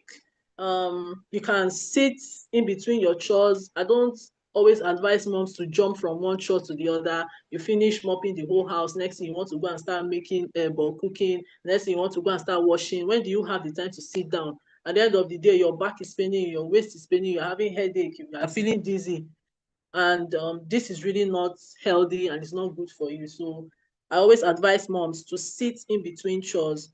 Remember to nourish your body with good food and drink a lot of water. You can listen to calm music or a podcast or a YouTube channel even while you are doing your chores. These are all simple self-care tips or readings that we can put into our daily activities. Remember to also put your phone down from time to time. You are absorbing a lot from social media. Sometimes it affects the way you think. Then you start comparing, or you start complaining, or you start wishing for the things that you don't have, or even some news that we even see on social media, like it starts affecting your emotions, and you start feeling sad and all of that. So please, from time to time, remember to take a break from social media and just put your phone down and enjoy, being present where you are. If you can't, take a short nap, because this helps you, relax yourself and get yourself again. um so the third thing at the end of the day, yeah, before you go to bed or after the kids have gone to bed, you can ask yourself, what did I do well today? What's my win today? And you can write it down and celebrate it. I'm a big fan of celebrating your wins, no matter how little. You woke up today, you fed your children, that's a very big win. You went for school drop off, nothing happened. You came back, you went to pick your kids, nothing happened. That's a big win. You finish homework on time, another win. So you see, these are things that you can even celebrate. And if you are a foodie like me, I celebrate by giving myself one extra piece of meat or a drink, something I love to take. But you can celebrate with anything. You write down your wins, celebrate, and give yourself a pat at the back and say, you have done well. You have done really well for today. If things did not go the way you planned, it's okay. Don't guilt trip yourself. Just calmly go over what you could have done differently. So I'll give you an example. Sometimes we start the day and say, today I don't want to yell. Today I don't want to spank. Today I just want to do my thing. I don't even want to get angry, yada, yada, yada. And before like 30 minutes, you have already screamed out your lungs, and then you are feeling bad. So what happens is, at the end of the day, when you have calmed down, your mind now begins to show you other options or things that you could have done differently. Instead of shouting at this girl, maybe I should have just called her and asked her what the problem is. So that's what happens. At the end of the day, you go over the things that you did that day and see what you could have done differently. And then you implement it the following day. And that's how you grow, and that's how you learn things. Okay, these are all simple readings and self-care activities that you can put into your daily lives. For somebody like me, I love to watch movies. So at the end of the day, when my kids have gone to bed, I just watch a movie or one episode of my favorite series, and I'm good to go. I feel okay. Like, it just resets my mood. It makes me happy, and I can go to bed smiling. All right. So these are little things that you can do. So how do you find your rhythm as a busy, overwhelmed mom in whatever season you find yourself? Now, there are so many seasons in motherhood. Like, forget that thing that I say, toddler stage, newborn stage, empty nester. There are so many seasons. You have newborn with toddler. You have twin mom. You have I don't know, maybe you guys should share your seasons. What season are you currently in? Me, I know that I'm in 3 different seasons, and I'll talk about that later. So let me know, what season of motherhood are you currently in? What season of motherhood are you currently in? Let's talk about it. So how do you find your rhythm in whatever season you are? First of all, finding your rhythm it doesn't mean that you have to go and learn new habits or reorganize yourself, or you are learning new skills. It's basically engaging in activities that you normally do, things that make you happy, your happy triggers, things that keep you happy during the day, and things that help you to remain calm. So firstly, it starts by paying attention and discovering what works for you. Toddler stage 2 and 4. This stage, you go down the hear am. 2 and 4. Oh my God. The talk, okay, talk backs is at 6, but the notes that you'll be receiving every day. And if you have twins, that's another thing. Let me see. We'll get back to this session. Let me just go through 4 years and 5 years old season with different temperaments and character. I can relate. 7 and 6. This one, the nagging and the talk backs. I have experienced it. Looking where to send them for the holiday. Oh my God. So you see, we are all in different seasons. We all have different dynamics. So please, from this session, just pick out what you think will work for you and run with it. So we're still talking about finding your rhythm in your new season. So first of all, you start by figuring out what really drains you and what restores you. So ask yourself, what part of my day feels the most chaotic and what can I do about it? Is it morning that is very chaotic? Is it bedtime routines that are very chaotic? What can I do differently? That's where you should start from. And then you start making little adjustments. When do I feel most tired or irritable? Is it the moment I wake up? Because sometimes, and that's why I also advise moms to wake up before every other person. By the time you wake up, when everybody is waking up, immediately you stand up, you are going to go and wake your kids up. You don't even have time to breathe. And then they wake up and you're already screaming, go and brush your teeth, go and take your bath. Oh yeah, come and wear your pants, come and do this, come and do that. You are exhausted before it is 8 a.m. And that's really not the best way to handle things, okay? So you have to figure out what makes you tired or irritable and what can you change about it. And then what small things help me feel calmer and how can I engage more in them briefly, even if it's for 2 minutes, 5 minutes. What are the things that calm me down? And then where during the day can I slot that in, okay, to help me handle my day with calm and with ease. Secondly, finding your rhythm. You have to work with your reality or your season and not against it. I'm glad that many of us are sharing our seasons in the chat. And sometimes many mothers struggle because you are trying to design your rhythms to fit a lifestyle that you are hoping for. Yes, we all want to be first lady or soft queen and all of that. But before you get to the big things, you have to start with the little things. So you have to look at how you are currently living and the little changes that you can make before you now get so much time to do the big things, okay? So for example, if most of your mornings are chaotic, the last thing you want on your morning routine is to be doing long hours of skincare. Of course, if you can wake up very early, if you know that your skincare routine takes about 2 hours and you want to wake up before your kids by 5:30. So if you are taking skincare into consideration, it means you have to wake up around 4 to start doing skincare routine to meet with waking up before then and then, handling your day with confidence. So the last thing you need is even to be stressing yourself about long morning routines. You need to just look for a way to keep it short or you start preparing the night before.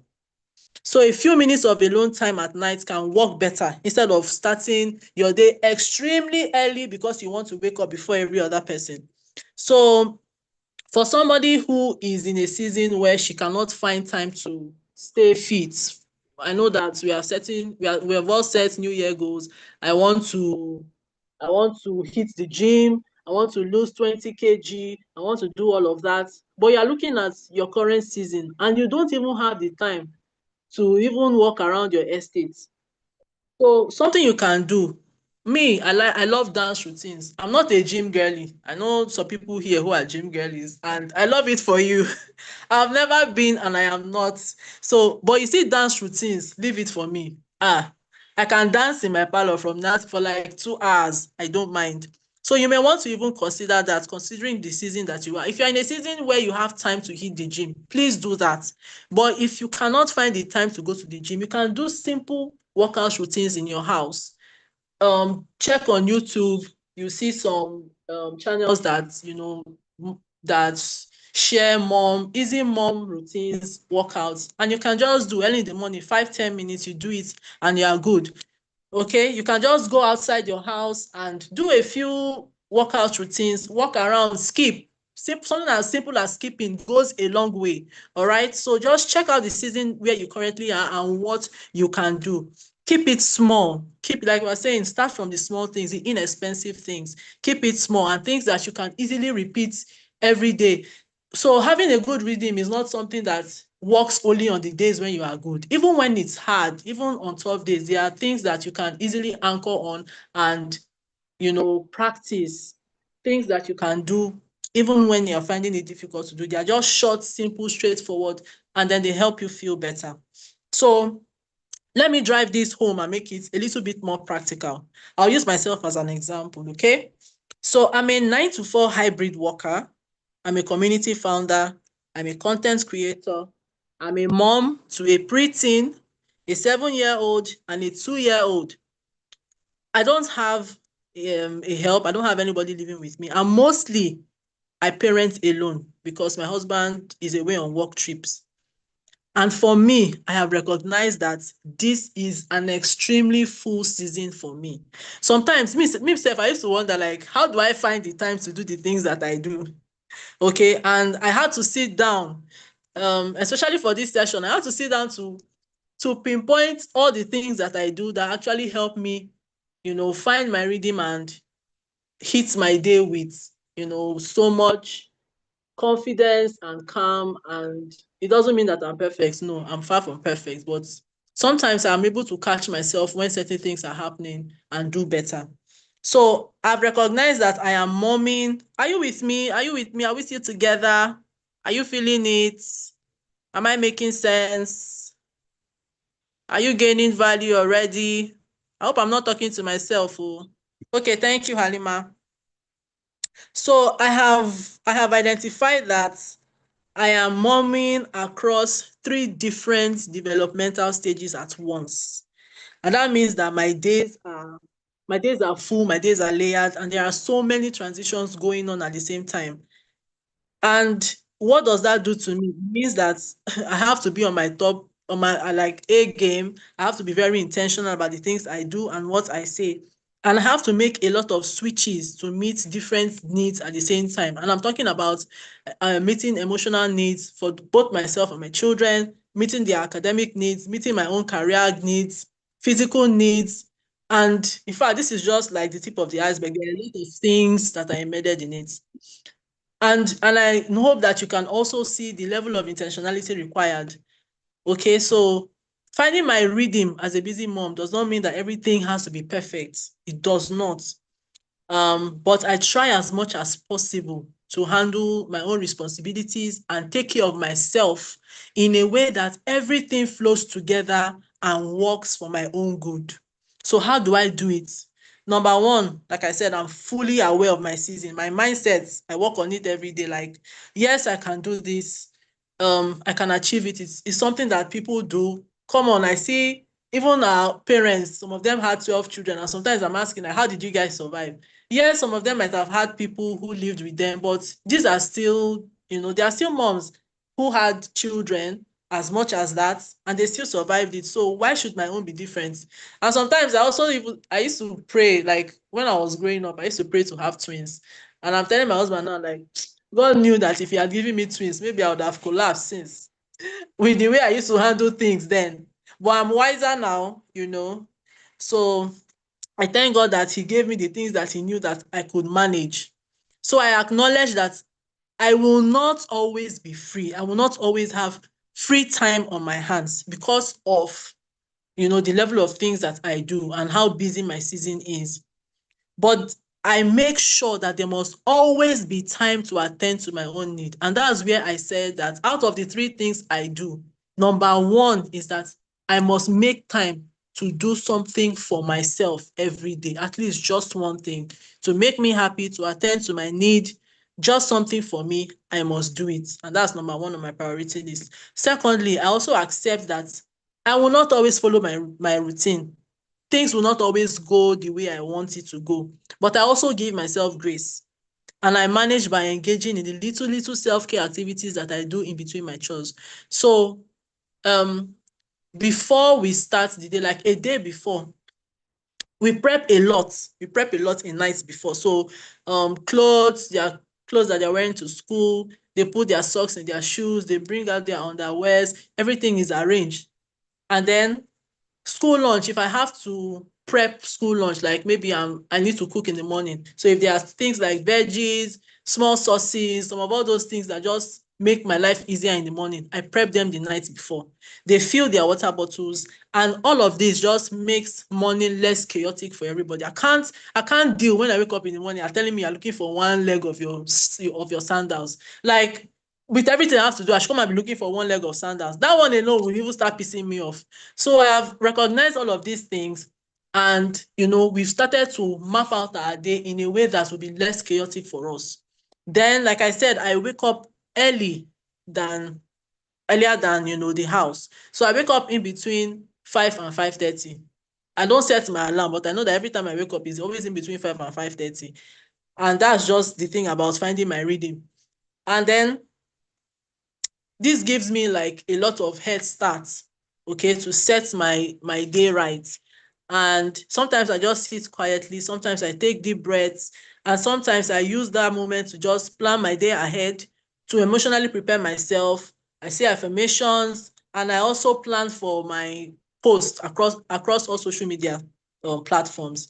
And if there's no time to plan all that one, I just leave it. That morning I no go post. It's not the end of the world. The life continues. I just go ahead and start my school prep.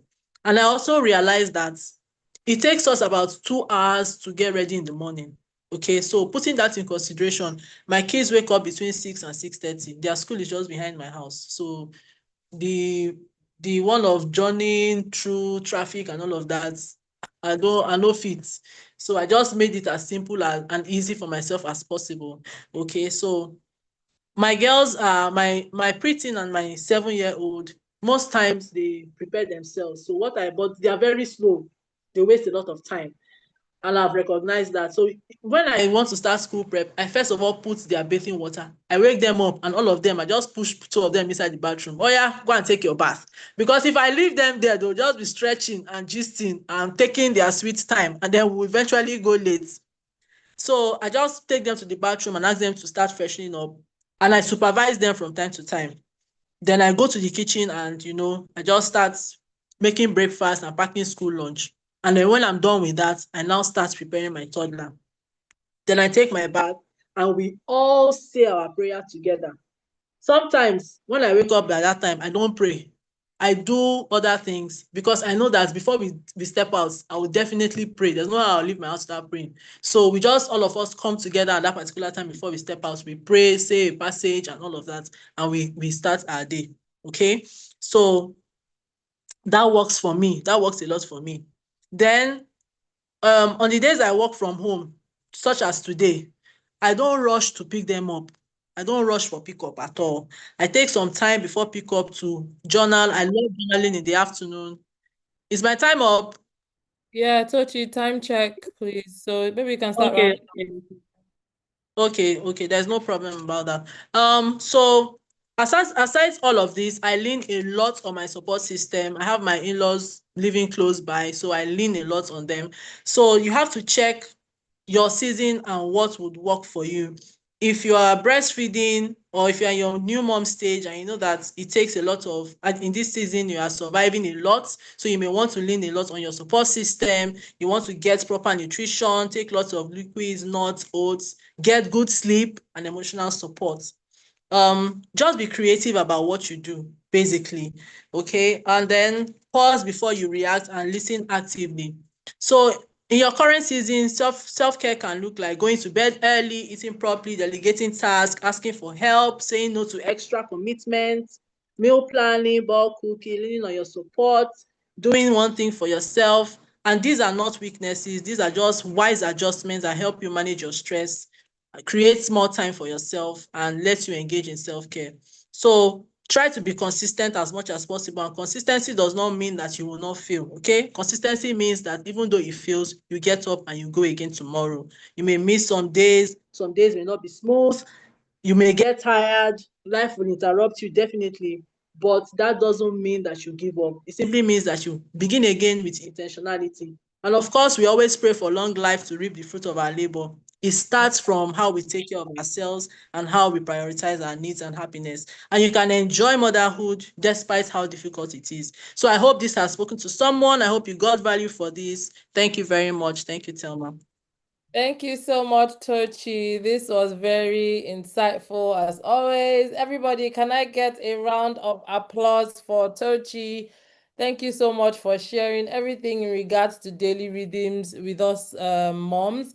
I always say this as a mom, if you do not have a routine, I don't know where you're going to. You're just going to continue to walk into walls, and you're going to feel like it is at this point you now feel like, how come I don't have time for myself? How come I can't practice self-care and everything like that? If you listen to everything Tochi said, she basically gave you her routine, her morning routine. So I feel like it is important that as mothers, we take that time out to set our routines for ourselves. This is when I'll wake up in the morning. This is when I'll wake my children up. This is what I'll do before pick up. This is what I'll do on the weekends, on Saturday, so that I can have time to rest. Do we have any questions for Tochi? Please indicate by raising your hand or put your question up in the chat box, please, before we begin to round off our Well Mom webinar. Any questions for Tochi, please? No questions. Can I quickly just add this before we start getting our questions? Okay, so please, like we say, we may not have time. I also had it here. Please, you can as well tie in your self-care with other activities. So, like I was saying, if you're a new mom, you're always breastfeeding, you can listen to podcasts while you're breastfeeding. You can even eat while you're breastfeeding. You can reach out to family, call friends while you're folding the laundry. So don't feel like you have to make out separate time to do the things that you need to do. Tie it in with your activities as much as you can, and then you see that you are still practicing your self-care. Okay? Absolutely, I agree with you 1,000%. For me, anytime I know I have to go to the island for my self-care and to buy some things on the island, I will finish my pedicure and my manicure, and then I will go and buy whatever I need to stock my house that I may not be able to get around me. So tying it and not just saying, okay, today, the 21st of January, I'm going to take it to go and do self-care. You will probably not get that kind of day, only when you tie it to certain activities, like she has said. Okay, ladies, we've heard talks about career and business, and how we should not just do ojuaye, but really focus on giving value in your place of work and also rolling in the right circles, for you to get the sort of visibility that you want. We heard Madeline talk about family stress and boundaries, how it is important to set a boundary for yourself. I've spoken to a few women that are, the lady I met is in her 40s or so, and she's just now trying to start a life for herself. Why? Because she's been through years and years and years of doing everything for her children. And now her children are like, well, mommy, I didn't ask you to do that. So it is important to set that boundary for yourself. Start training your family members how, start training them on what you want. We've heard Demilade speak on money. Do not wait until you have billions of naira before you have a plan for your money. And Tochi has also spoken about your daily redeems, and having sustainable self-care. So please, like I said, this year, let's make this year our year of action. You have the knowledge, you have everything you need, just start. Don't be afraid to start. Stop being scared to fail, right? You will only move forward, or you only attain success if you have, if you failed a few times. And stop seeing failure as failure, see it as a learning curve. Whatever you failed at, take it as a learning and continue to improve on it. So on the 31st of on the 31st of January, we have something coming up called the, let me just quickly share my screen. It's called the, oh my God, 1 second. It's called the Clarity Room. It's called the Clarity Room, where we'll be bringing on a guest speaker, to really help us in terms of clarity. So if you are starting a business, if you are building a community, if you are working on something and you are not sure where to start from, you're not sure what your next steps will be, I highly recommend that you come for this session. We are going to use AI tools to literally show you the way. The AI tools that we're going to be using is a workshop really. It will tell you if your business is viable, how to go about funding and stuff like that. So please, I highly recommend that you come. We are charging a small ticket fee of 35,000 naira, and anybody that indicates interest here that they want to come, we have a 5,000 discount offer for you. So please indicate in the chat box if you want to come for the clarity room, and maybe just drop your email address so we can send you an email, and then we can go ahead to process your discount. 5,000 naira discount off is one you don't want to miss. And myself and my partner, we've tried it and we've been able to implement some of those things that we've tried, and we've seen immense success. So please put your name and email address in the chat box and we will reach out to you. Before we go, do we have any final questions or reflections, anything you want to share so that we can come together and see how we can answer your question, or if you need advice on anything, please indicate by a raise of hands. Oh, you want to come? Okay, please, can you drop your email address in the chat box? You just got your 5,000 naira discount. Yay! Thank you so much. Any other person that wants to come, or if you have a reflection, please, please, please indicate by raising your hands.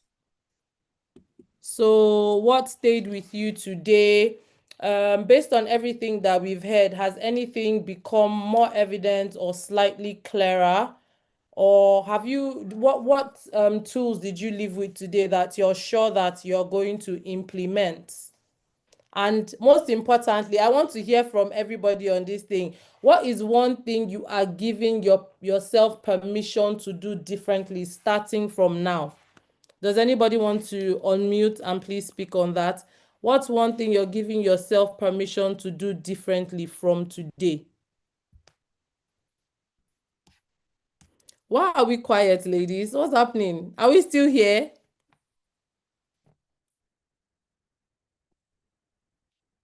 Are we here? Can I We see? are.